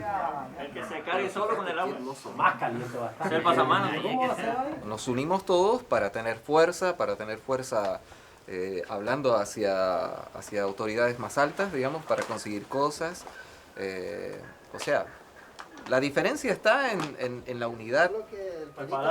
The men in the co-op have been able to reactivate 16 shut-down ovens, and the Barbacoa tea has restored a secure income to them and their families. Trujillo, in northern Peru, is one of the hubs of the South American herb trade. Since early times, many trade routes have intersected in this seaport. Ethnobiologist Rainer Bussmann began visiting local markets 15 years ago, exploring the huge range of herbs for sale. Wir haben am Anfang ein Inventar von dem allen hier gemacht, um mal zu sehen, was hier überhaupt auf dem Markt ist, und kamen dann mit über 500 verschiedenen Kräuterarten nach Hause. Es ist ganz extrem. In Deutschland wissen wir, dass wir vielleicht 2500 Pflanzenarten haben. Ja, und hier sind es schon 20% davon allein auf dem Markt. Also es ist eine Vielfalt, die unglaublich ist und die man auch sonst nirgends in Südamerika wirklich finden kann. In his botanical field research, Rainer Bussmann relies heavily on first-hand knowledge. Over the years, he's built up a valuable network of specialists. In northern Peru, the healer Julia Calderon and her herb trader help him categorize the different types of plants. Y ahí, como trabajamos ya desde décadas, pero todavía hay algunos que no identificamos bien. Por ejemplo, ese es el pucho, ¿no? No, este se llama ashango. Ashango. Claro, una vez dijeron pucho. No, pucho es este. Pucho es ese. Ese en Chiclayo llamaron asmala. No, sí, espingo es este. Mira, ese es el verdadero espingo. Este es el espingo. Julia Calderon is an herbal healer. Unlike the Calawaya, the itinerant healers in Bolivia, the healers in Peru usually pursue their trade part-time.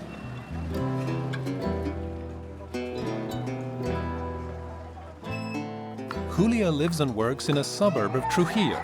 Her husband runs a small restaurant there. But this brew, which Julia cooks twice a week, isn't on his menu. Mira, el baño es de hierbas, especialmente hierbas fuertes, que vienen las hierbas de las guaringas y hierba de la sierra. Y la uso para destrancar a las personas que están con hechicería o brujería, que le llaman. Healers like Julia, who inherited her knowledge from her father, work not only with herbs, but also use a collection of objects and substances, such as shells and perfumes, that are inscrutable to outsiders.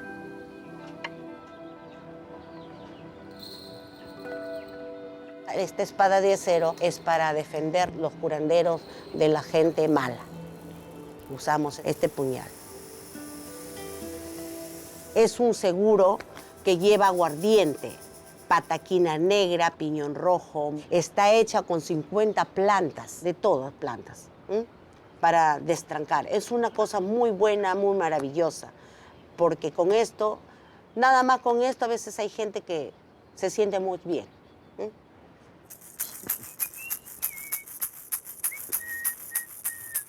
Carlos is often troubled by nightmares, and he has problems at work.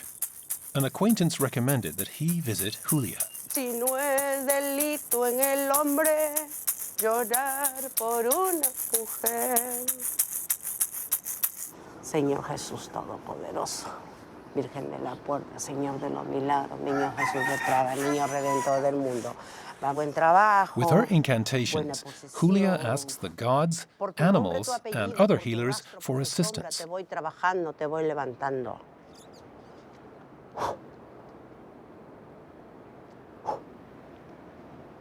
In the cigarette smoke, she believes she has discovered the cause of Carlos's problems. Ten mucho cuidado. ¿Has tenido problemas con alguna mujer? Sí, a veces. Sí, ¿no?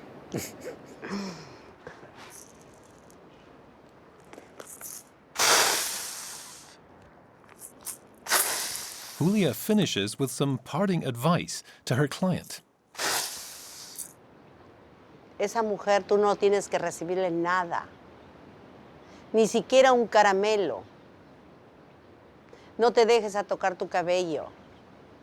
Yo me siento muy feliz y contenta cuando la persona se siente bien, que está sana, que está, como se dice, con otro ánimo de vida, ¿no? En su hogar, en su familia y todo.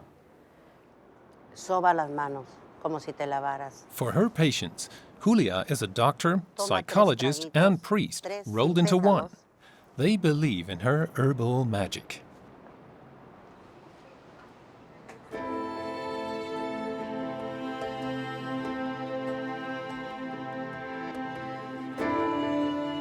Patagonia, the sparsely populated landscape shared by Argentina and Chile, is a region full of contrasts. The steppe-like landscape seems barren, but the diversity of its plant life is extraordinary. For more than 30 years, pharmacologist Silvia Gonzalez has studied the indigenous plants of Patagonia.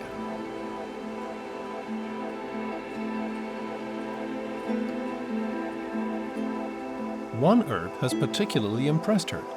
It flourishes even in the snow.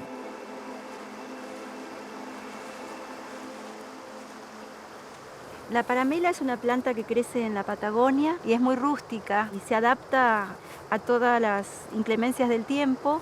Cuando hubo ese episodio del estallido de un volcán en Chile, que venía viajando en auto, la he visto cubierta de cenizas, emergiendo de las cenizas. Es alguna metáfora muy fuerte, ¿no es cierto? Por eso para mí es una planta muy simbólica, me siento muy identificada con ella, por esa fortaleza.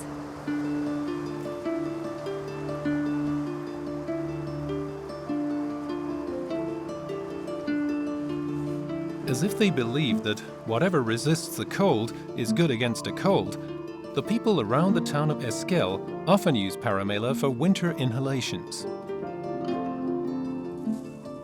In her laboratory at the local university, Silvia is investigating a different property of the herb. Su aroma es muy agradable, muy dulce, muy cálido. Aunque la he destilado cientos de veces, siempre para mí es agradable volver a olerla. No one knows paramela better than Silvia. She has been working with the herb since her student days.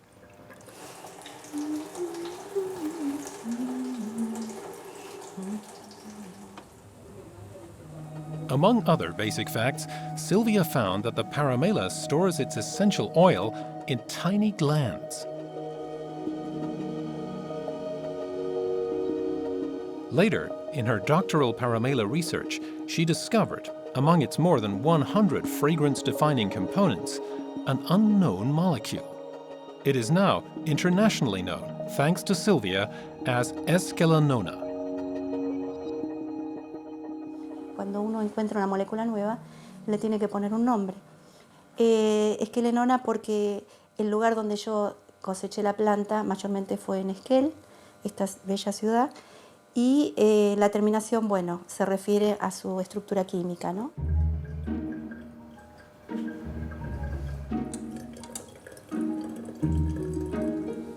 The pleasing fragrance of paramela's essential oils caught the attention of a big perfume manufacturer. who used the herb to make a successful scent. Within no time, many Patagonian slopes were harvested clean, and their paramela populations were nearly lost forever. For this reason, Sylvia and her colleagues in Esquel are working on large-scale production methods that won't endanger wild paramela populations. Cultivation isn't easy. The young plants, in particular, require a great deal of attention. Sí. Vas a agarrar estas que están secas. Sí. Las van a cortar. Sí. O sea, tiene un potencial importante, pero como el cultivo y estudiar las condiciones adecuadas lleva tiempo, es importante anticiparse y si hay una gran demanda, saber cómo cultivarla y que es viable la obtención a partir de la semilla.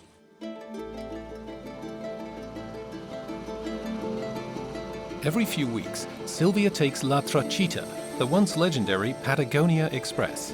She gets off the narrow-gauge railway at the station Nahuel Pan. There, her friend Patricia sells herbs.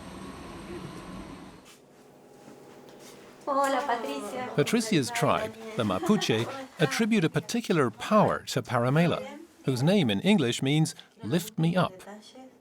La paramela, hay mucha gente que no la conoce, pero le llama la atención el nombre. ¿El nombre? Sí. ¿Por qué? Paramela. ¿Por qué? Claro, porque tiene un nombre muy particular. Viste que los antiguos decían que la paramela era muy afrodisíaca. Y siempre lleva algún pícaro, ¿viste? Y dice, la otra vez me dice uno, ¿tenés algo para los hombres, para el amor? Y yo me sonreí, claro, porque obviamente que sabemos cuál es. ¿Entendías que Claro. Y le digo, sí, es esta, y justo tiene el nombre. Pero bueno, nosotros le decimos paramela. With its wide range of effects, this herb still poses many questions. They will accompany Sylvia on her journey of discovery. Patagonia para mí es mágica. Realmente tengo una conexión espiritual muy profunda con estos paisajes y estos lugares. Patagonia tiene muchos misterios y bueno, desde el lado científico trato de descubrir algunos con las plantas medicinales, me ha enseñado mucho.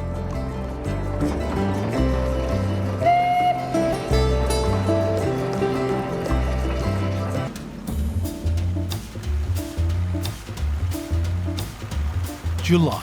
In Provence, it's the peak of lavender harvesting season. In the northwest, near Sceaux, lies one of the three main growing regions. The valleys are alive with the rattling of harvesting tractors. It is quiet only in Sylvie Barjot's field. J'ai une roue qui va vers l'avant et une roue qui va vers l'arrière. C'est pas dramatique et c'est vite réparé. J'ai appelé mon mari. Il arrive, regardez, il accourt.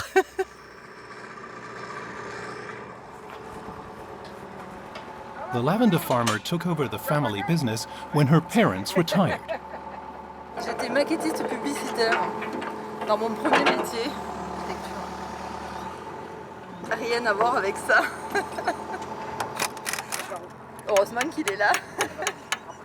Sinon ça marcherait moins bien.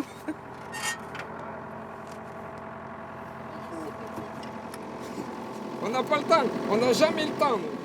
On travaille 11 mois pour amener la plante à la récolte, mais on travaille et on récolte pendant 1 mois. Et pendant ce mois-là, on est toujours pressé. On n'a pas le choix.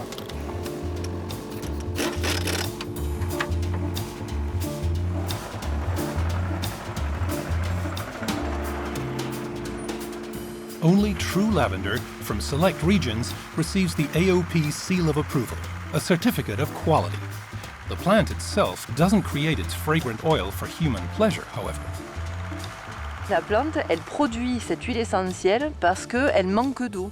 Elle est en stress hydrique et elle va produire donc de l'huile essentielle pour pouvoir survivre. On 110 acres, Sylvie Barjot exclusively grows lavender. Her father did mixed agriculture, but then switched to lavender. Today, an entire industry is based on this plant.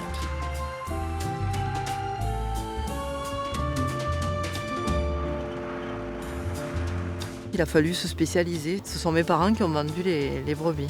Ça faisait trop de travail et il fallait vraiment qu'ils se spécialisent pour arriver à vivre, à s'en sortir économiquement.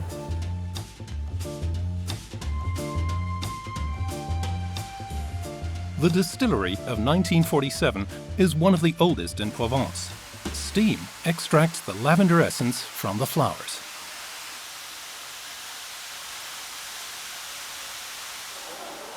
Today, it's time for the final load of real lavender.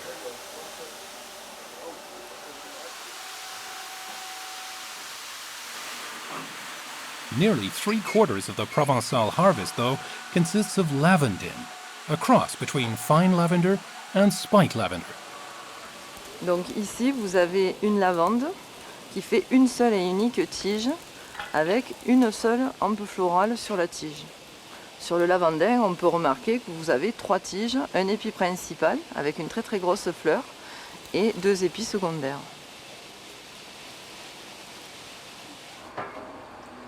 The lavandin flowers contain camphor and smell sharper. Their oil is in demand for use in laundry detergents. When distilled, lavandin produces up to 6 times as much essence as the finer lavender. The oil of fine lavender has antiseptic and relaxing properties. It is a basic ingredient of the pharmaceutical and perfume industries.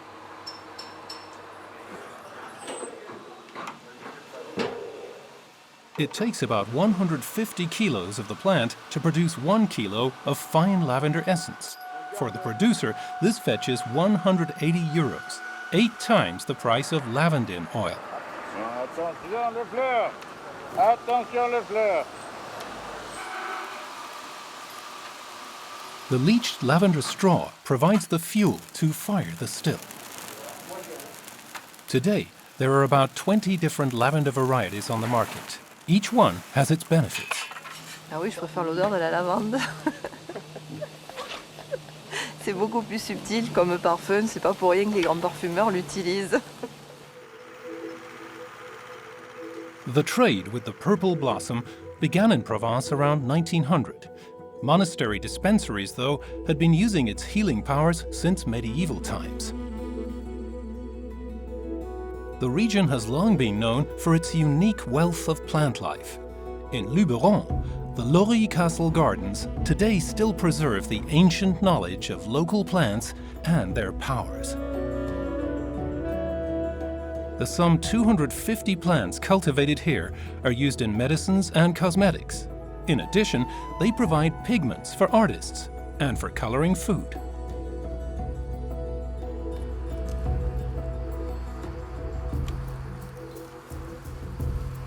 During the First World War, for example, the French soldiers' uniforms were stained with alizarin from the dyer's madder root. The plant actually develops the sap as a defense against fungus in the soil. Other plants produce agents to withstand the heat or to fend off insects.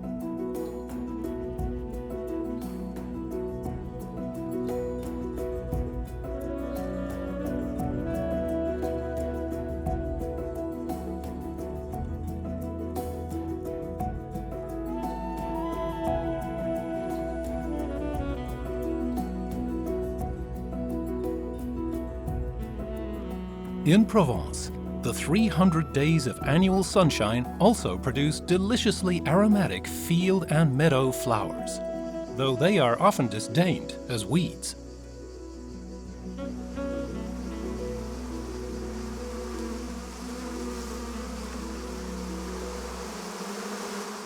Patrick Genet, a beekeeper near Avignon, makes honey from their nectar. Si tu vas chez quelqu'un, tu sonnes ou tu sonnes la cloche, c'est pareil. On va d'abord mettre de la fumée dans la ruche pour dire j'arrive. Patrick Genet keeps 300 beehives distributed across the country. Chestnut trees in the Cévennes, lavender in the Drôme region, rosemary in Narbonne. His most aromatic honey came about by accident. Pour l'abeille, il n'y a pas de mauvaises herbes, il y a des herbes et elle va choisir celle qui l'intéresse. Point final. Ah, là, on a un mélange de printemps. Elles sont allées récolter de la scabieuse, des doriniums et du tamari.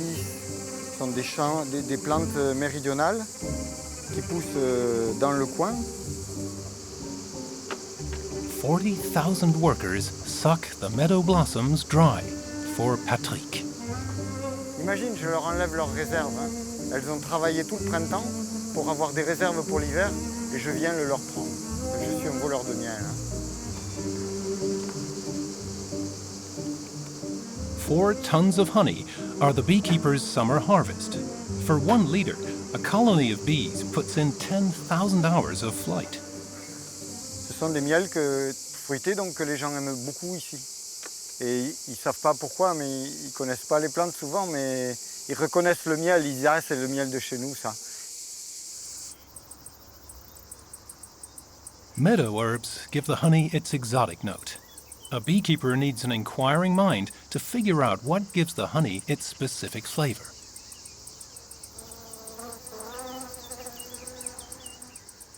Nous, pour connaître nos miels, on les goûte, mais avant, on va voir où sont allées les abeilles. Et on regarde la végétation qui est en fleurs. Et au bout d'un moment, on en conclut. C'est le buplèvre. Cette année, ça a bien fleuri.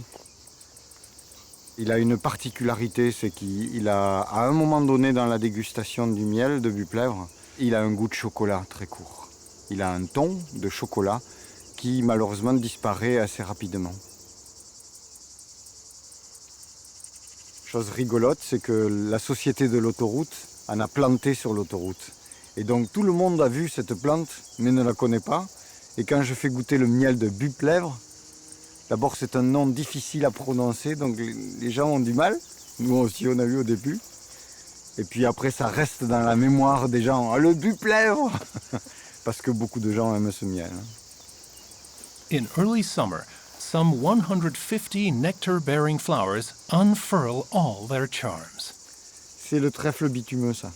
Ce qui sent le bitume. Oui, ça sent vraiment le bitume. L'asphalte. C'est une odeur forte. On est habitué parce qu'on sent ça ailleurs. Hein. Mais l'asphalte, ce sont des transformations du sol. Et c'est de la chimie naturelle. Le goût est différent. Par bonheur, on n'a pas un goût de bitume, bien sûr, pas du tout. Mais par contre, on a un goût de fruits. More than 20 years ago, this beekeeper from Limoges settled here because of the numerous fruit orchards. Now, not even a quarter of them are left. Ici, c'était un champ d'abricotiers, un verger d'abricotiers avant. On voit les arbres morts là. Il n'a pas été entretenu depuis plus de 10 ans et les abricotiers sont morts. Et la végétation sauvage a repris le dessus. Et les abeilles, là, ils trouvent un bon compte.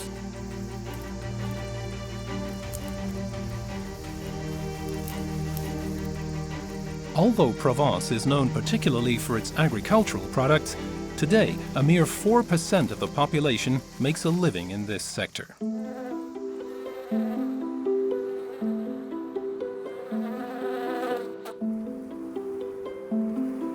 More than 2,000 crop plants grow here, more than in any other region in the country.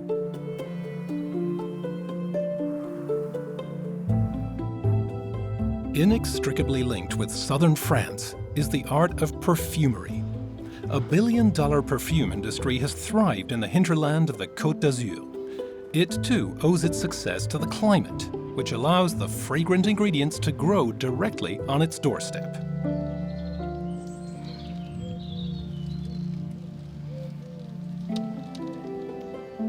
Les nez, or the noses, is what the French affectionately call people like Delphine Thierry. She is one of only 1,000 perfumers active worldwide. J'ai réalisé que mon approche au monde, c'est vraiment, elle passe directement par l'odeur. Avant même de passer par le toucher ou la vue, je pense que c'est vraiment par l'odeur que ça passe. C'est très instinctif, il y a quelque chose de vraiment très... c'est du domaine animal. Pour moi, les odeurs, c'est quelque chose qui est... C'est notre trace avant tout, c'est la trace de tout le monde qui nous environne. Et c'est quelque chose qui est très instinctif. The 44-year-old creates individual fragrances for wealthy clients. the owners of an exclusive guest house have commissioned a room fragrance. They want a composition that will represent the Côte d'Azur. Voilà le vieux moulin à huile d'olive. J'ai l'odeur des pierres qui viennent ici. Delphine Thierry captures the characteristic aspects of the site. C'est un endroit qui est très, très minéral parce qu'il y a beaucoup de choses en pierre et beaucoup de choses en métal.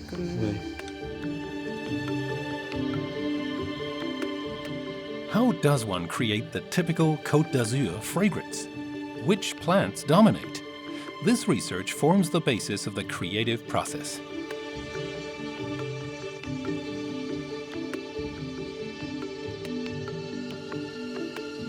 Nature is where our fragrance experts' search begins. Around the Montalban fortress in Nice, there are many typical Mediterranean plants. Ça, c'est du lentisque. C'est une plante qui a à la fois un côté un petit peu vert, un petit peu...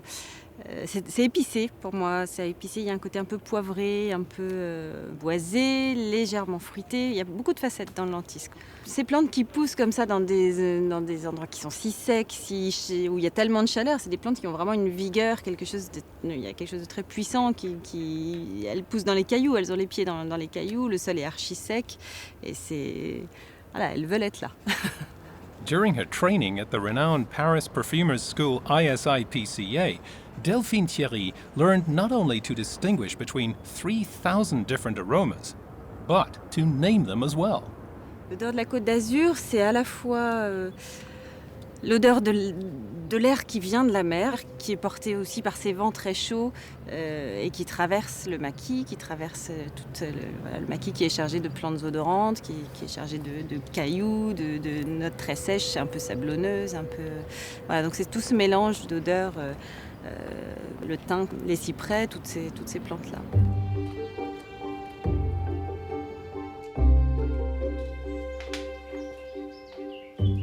In her studio, Delphine works with the components of the perfume. Drawing on a repertoire of hundreds of synthetic and natural raw ingredients, she sets subtle accents. Personne n'a envie de se parfumer au romarin ou à la lavande directement. Enfin, donc c'est tout le travail du parfumeur que de composer, d'associer les matières premières entre elles, mais que mélanger à d'autres senteurs avec d'autres facettes, ça crée une harmonie. Delphine prefers pure natural materials that unfold their effects at the different stages of the fragrance. La sauge en huiles essentielles va agir beaucoup plus dans la tête du parfum parce qu'elle a des molécules beaucoup plus volatiles, donc ça va être tête, elle va se prolonger légèrement en cœur, alors que la sauge claire et absolue, elle va jouer vraiment en cœur, voire même un petit peu dans les notes de fond du parfum. Donc c'est intéressant de combiner les deux. Most of her creations develop their fragrance on skin contact. A room fragrance presents Delphine with different challenges. Il faut que ce soit extrêmement délicat, extrêmement subtil, parce qu'il faut évidemment que ce parfum ne dérange pas les personnes qui vont occuper la chambre. Et chacun a des goûts différents, donc réussir à créer un parfum qui plaise à tout le monde, c'est ce qui est le plus difficile. Delphine's fine perfume is finished. She presents it as part of an object. C'est trop cool ça. C'est tout à fait mon style. The client smells it for the first time. Plein de boulons et le parfum. Ah, c'est là-dedans? Je peux? Oui, il faut fermer la tête. Oh. Je peux dire que ça me rappelle de chez moi. Je peux dire ça? Oui, bien sûr. C'est les odeurs d'ici. Il y a aussi dans ce parfum un côté un petit peu de cette chaleur d'été. Oui. Voilà, il y a des notes un peu qui sortent de la terre très sèche et j'ai essayé de retranscrire un petit peu cette atmosphère-là.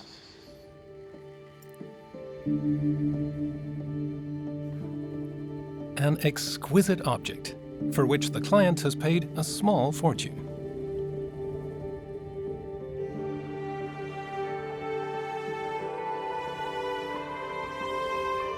In Provence, the sun defines the natural environment.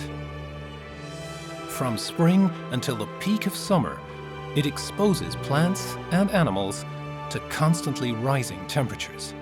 The heat gradually paralyzes nature, forcing some animals up into the Haute-Provence mountains.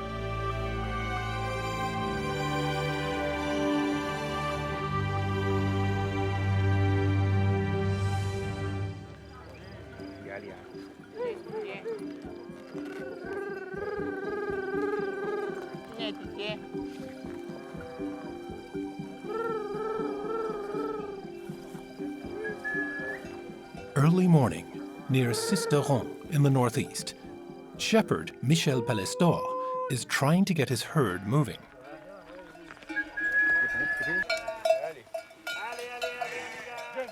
For generations, at the start of each summer, the Palestors have driven their sheep up to the high plateau.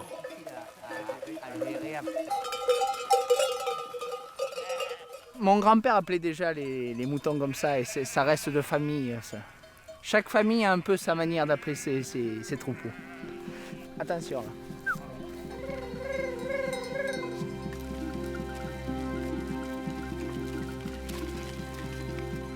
No later than June, the shepherds are ready for the transhumance, their sheep drive up into the mountains. By then, the valley meadows are parched, and the sheep are no longer able to find forage.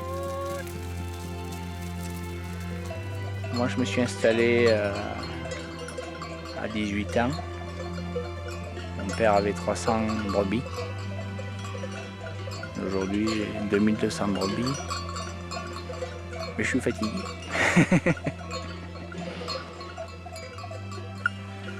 Les troupeaux ont beaucoup grossi. Aujourd'hui, on a des besoins fourragers extrêmement importants. Donc, on est obligé de faire des mouvements de... On va aller à l'autre pré.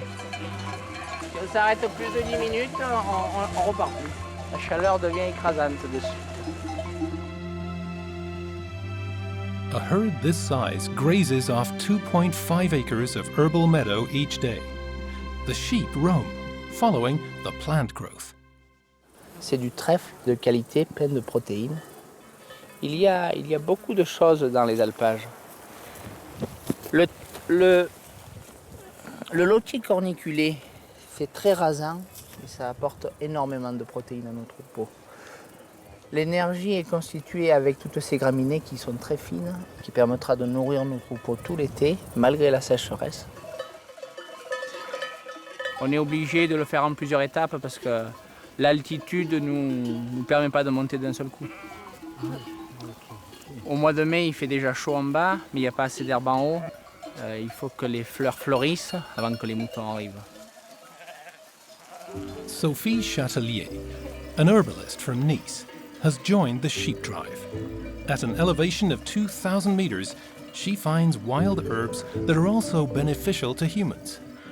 Celles-là, elles sont pleines de vitamines. Presque toutes les plantes qu'on voit, en fait, on peut les manger. La sauge, la vipérine, l'aigre-moine, les centaurées. En Provence, il y a 80% de la flore française qui est présente. Donc en fait, on a presque tout sur place. Que c'est une région agréable pour travailler dans les plantes.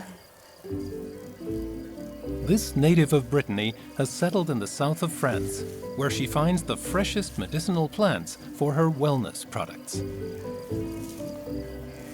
Alors en fait, ça c'est la chicorée. Elle est amère, donc elle permet de nettoyer le foie et la vésicule. The sheep fortify themselves with mountain herbs for the cold season. Then it will be time for the herd to multiply. C'est le côté saisonnier et le côté magique de toutes ces brebis qui traversent la montagne d'un étage à l'autre. Et il y a quelque chose de très joyeux et festif. Puis il y a quelque chose d'intemporel. Ça fait des centaines, voire des milliers d'années que des hommes font ça. For the animals, it's an 8-hour trek to their summer quarter.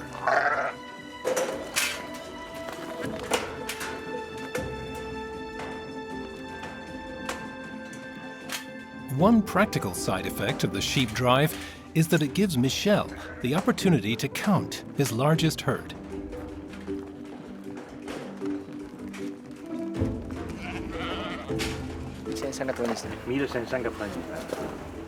On en monte 1599.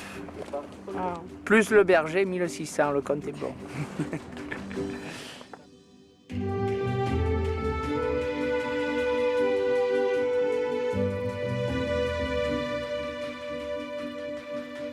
Michel's lambs bear the Cisteron seal of quality. Fragrant mountain herbs make their meat especially aromatic. L'ortie, c'est une bonne plante. Elle est pleine de sels minéraux et de vitamines. L'herbe est courte. On pense qu'il n'y a rien. Et puis, il faut simplement chercher. Et les plantes apparaissent comme des joyaux. Les brebis arrivent au bon moment. Je pense qu'elles vont passer une bonne saison.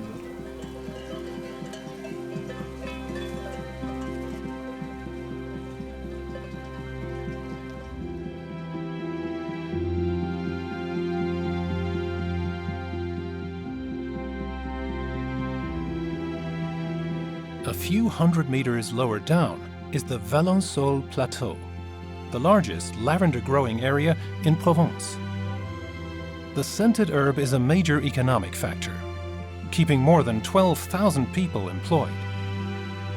But their livelihood is being threatened by a tiny insect. Lavender monoculture farming has become a recipe for disaster. Là, vous voyez le champ en fleurs, il a l'air joli. Mais un champ comme ça, il y a 60% de perte de rendement. Celui-là, facilement. L'œuvre de la cicadelle, des plantes dépérissantes, il y en a à tout va. Hein. C'est... Voilà, encore... Là, il y en a encore 4, comme je... Là, on le voit bien, là. Hop, que ça... Il y en a 1, 2, 3, 4, 5, 6, 7, 8, 9 de dépérissants. Some years, farmer Gérard Blanc loses a quarter of his harvest. Alors, les symptômes, c'est carrément les fleurs beaucoup plus courtes, hein, des plantes chétives beaucoup plus petites, hein, des parties mortes. Ah là, c'est plus que mort.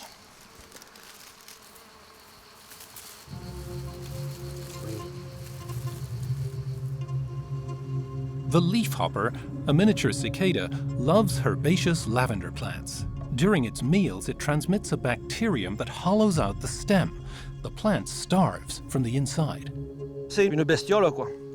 Pour nous, c'est quelque chose de dramatique parce que, bon, si sous nos climats, et vu le soleil qu'il y a et la chaleur, on peut, dans des terrains comme ça, très pentus, avec les pierres et tout, on ne peut rien faire d'autre. Si on ne fait pas la plante à parfum,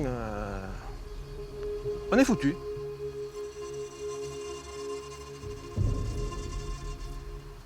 Je vais me mettre à pleurer.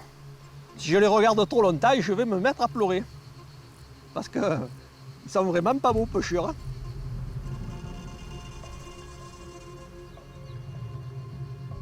Each summer, there are new gaps between the plants. Barely 2 millimeters long, the bug has knocked France from its market position as the world's top producer. The lavender disease has been known for 45 years, but monoculture has depleted the soil and made the plant vulnerable. The leafhopper has an accomplice too: the heat. The hotter and drier it gets, the better the bug can multiply. The epidemic began in 2005, after it had hardly rained for 2 summers. On est une des premières victimes du réchauffement climatique. Parce que, bon, quand il commence à faire des 41, 42 degrés à l'ombre, il n'y a plus guère de plantes qui commencent à résister, quoi. La nature, elle est plus forte que nous. C'est elle qui commande. C'est pas nous qui commandons. C'est la misère totale.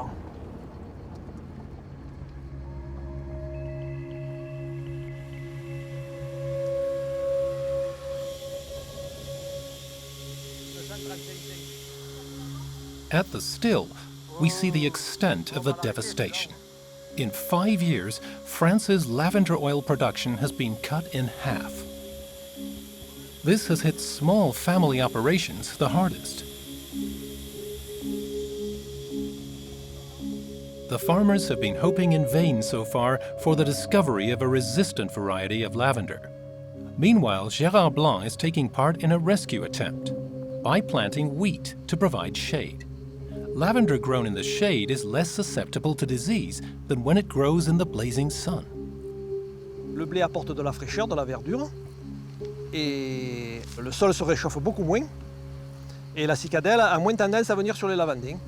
Et ça fait aussi une barrière de par la hauteur, là, hein. Et ça empêche les cicadelles qui ont un vol très bas de se propager donc, de raie en raie, et elles ont moins tendance à attaquer les jeunes plantations. C'est du travail en plus, un gros travail en plus, mais bon, le résultat vaut la peine, je pense. C'est la Provence avec toute sa beauté et sa rudesse. Voilà, c'est l'ambiguïté du paysage. Magnifique et dur à la fois. Ouais. So far, each measure against the leafhopper has been just a drop in the ocean. Unless a remedy is found, the characteristic face of Provence could vanish within a few years. While the indigenous flora is threatened, the European market for natural cosmetics has been growing in recent years. Second only to Germany, France is a top European market for organic skincare products. Back in Nice, phytotherapist Sophie Chatelier evaluates the yield from the sheep drive. Stored in her studio, she has more than 100 twigs, flowers, and tubers from the hinterland of Nice, each variety gently dried. Alors ça, c'est l'ortie. Elle pique. La sauge, elle est un peu bleue. Ça préserve les propriétés, toutes les vertus médicinales jusqu'au dernier moment. Sophie Chatelier has worked with herbs ever since her news agency job became more than she could handle. C'était vraiment un quotidien basé sur les rencontres, c'était très dynamique. J'avais des activités où il y avait beaucoup d'adrénaline, puis il y avait des réunions coupe-gorge, mais il y avait aussi beaucoup de pression. Et du coup, ça rend fou. Hein. Ça rend fou, enfin même moi, hein, ça m'a rendue folle. Et du coup, c'est aussi pour ça que je suis sensible à ces questions-là, de comment revenir à la terre, se réancrer, se réenraciner pour retrouver une stabilité, un bien-être, puis retrouver ses esprits. Hein. J'en ai besoin aussi encore maintenant.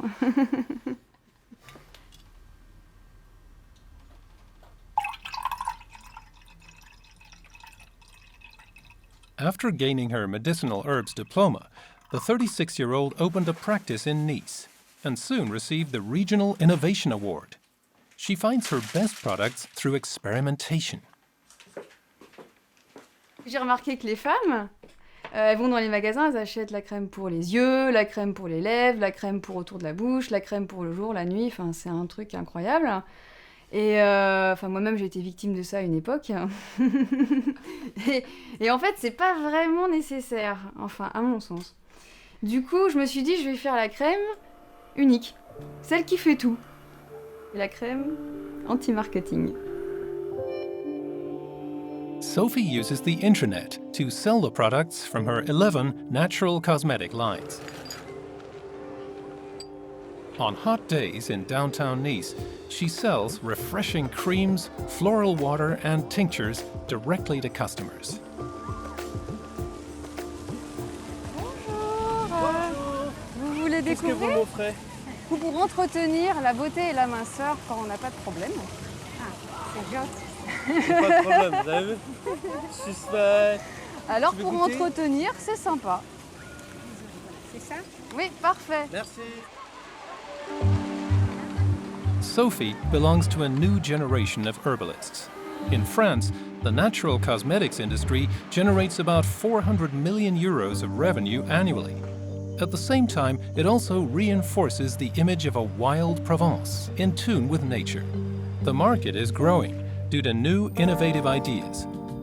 Here, in this field near Roussillon, a classic Provençal herb is thriving in an exciting range of new varieties.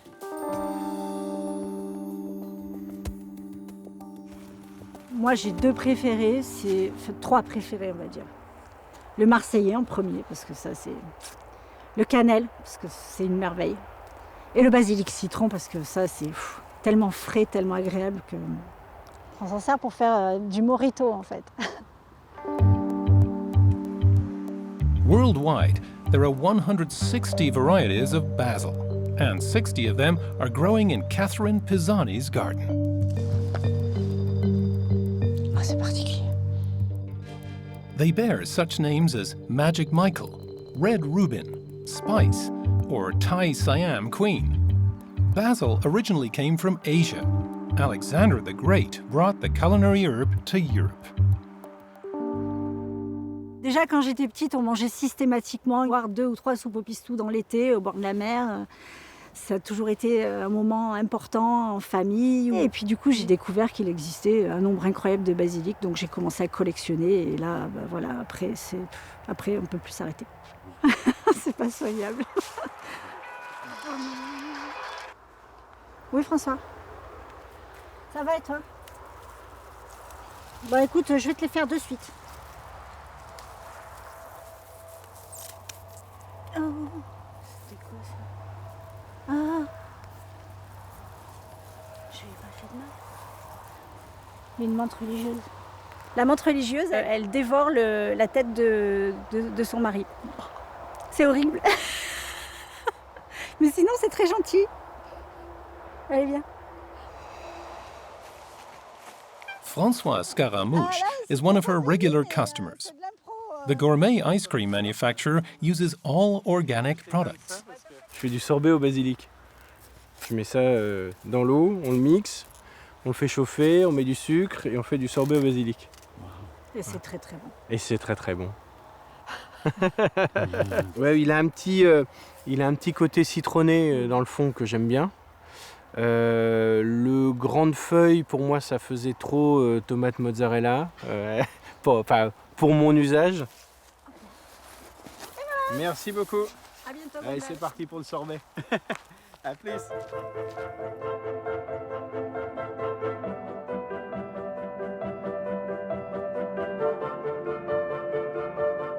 Southern Provence has a reputation as a gourmet region. Several drivers of dining innovation are located here, including La Pioline Castle.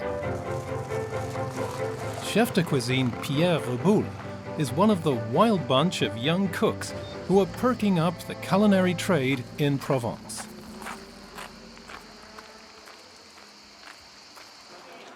Je travaille avec toutes les herbes de Provence pour faire les recettes au restaurant. Voilà, donc il y a du romarin, il y a de la sauge, il y a du thym citron, du basilic, de l'estragon, voilà, toutes les herbes possibles. Donc on pourra faire la cuisine et venir chercher tous les matins les herbes fraîches.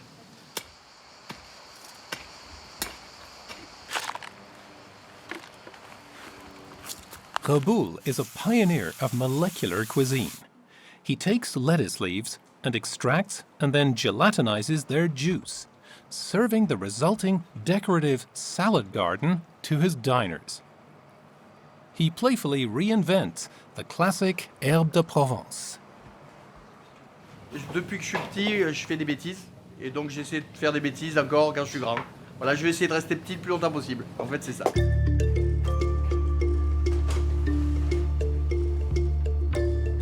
Molecular cuisine is ruled by chemical processes. Reboul separates all the ingredients into their components.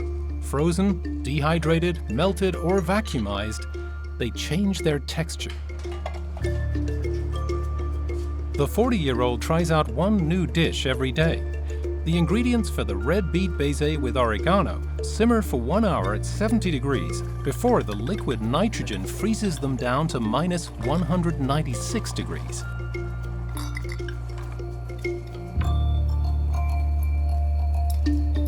C'est de la neige de pastis à l'origan.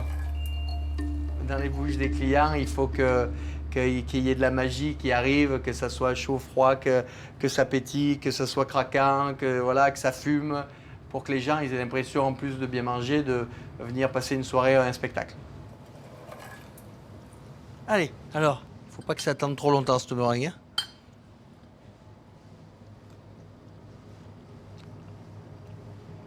L'origan, la framboise. Oh, hein. On a de la chance, c'est sympa. C'est super frais. On s'amuse à chercher. Tiens, est-ce que le citron, ça peut aller avec du réglisse? Est-ce que on met de la marjolaine avec un dessert sucré? Est-ce que voilà, et ça c'est intéressant quoi.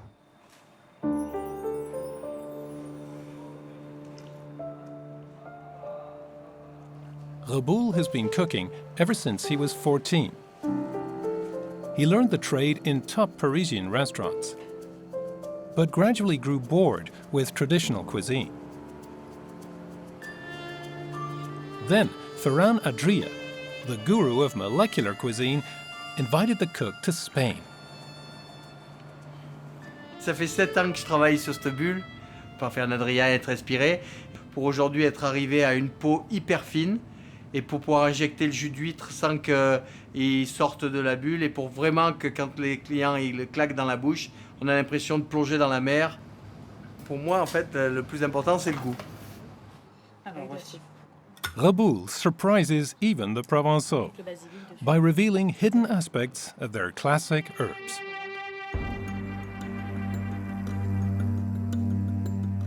Before the landscape was cultivated, wild lavender, the original herb, grew everywhere in Provence.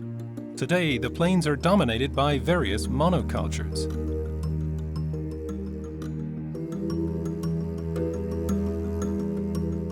In the mountains, it's a different story. A slope in the Provençal Drôme Mountains, 1,000 meters up. This is where the realm of wild lavender begins. Claire Chaston is busy harvesting. Il ne faut pas penser à tout le chantier qui reste, aux millions de fleurs qui restent à couper. Il faut juste penser à ce qu'on est en train de faire. Voilà, c'est poignée par poignée, minute par minute. Et puis tout ça mis bout à bout, ça fait beaucoup de lavande coupée.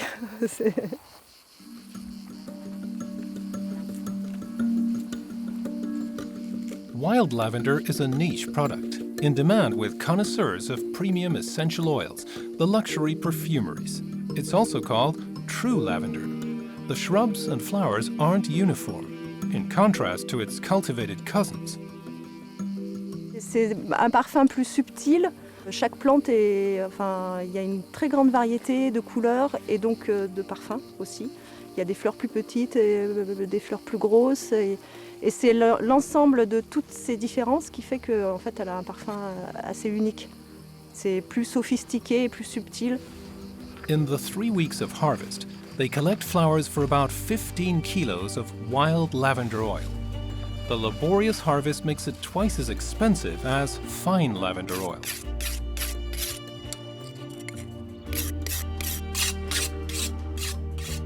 Claire's husband Jean-Marie still remembers the golden age of wild lavender.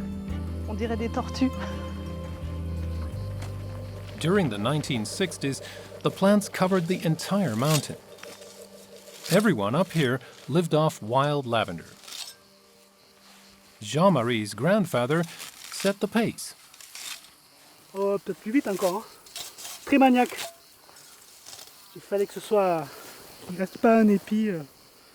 Il fallait que ce soit nickel. Hein. Ça se faisait gronder si on laissait tomber un épi. Bon, c'était pas boisé comme maintenant. Hein.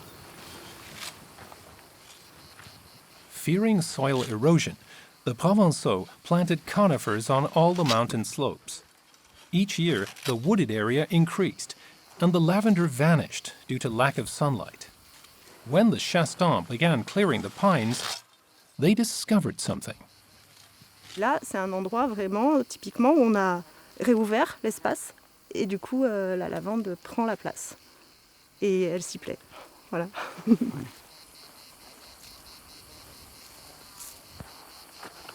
C'est le cycle de la nature. Il faut faire revenir la lumière et la lavande suit. The wild lavender has retaken its natural environment. Up here, they're regaining a worthwhile harvest. while down in the valley, the leafhopper is ruining the business. Heureusement, la lavande sauvage, elle peut lutter naturellement contre ça parce qu'elle se ressème naturellement, elle produit des graines, c'est une lavande de population. Donc elle se ressème, et ce qui fait que si une meurt, l'autre à côté repousse, et c'est un cycle ininterrompu. The French refer to wild lavender as the soul of Haute-Provence. Voilà, l'impression de cueillir quelque chose qui est précieux, qui est un peu rare, c'est très évocateur. Wild lavender, one of the oldest indigenous herbs, is back. And by adapting to environmentally sound production, future farmers may succeed in preserving the herbal riches of Provence.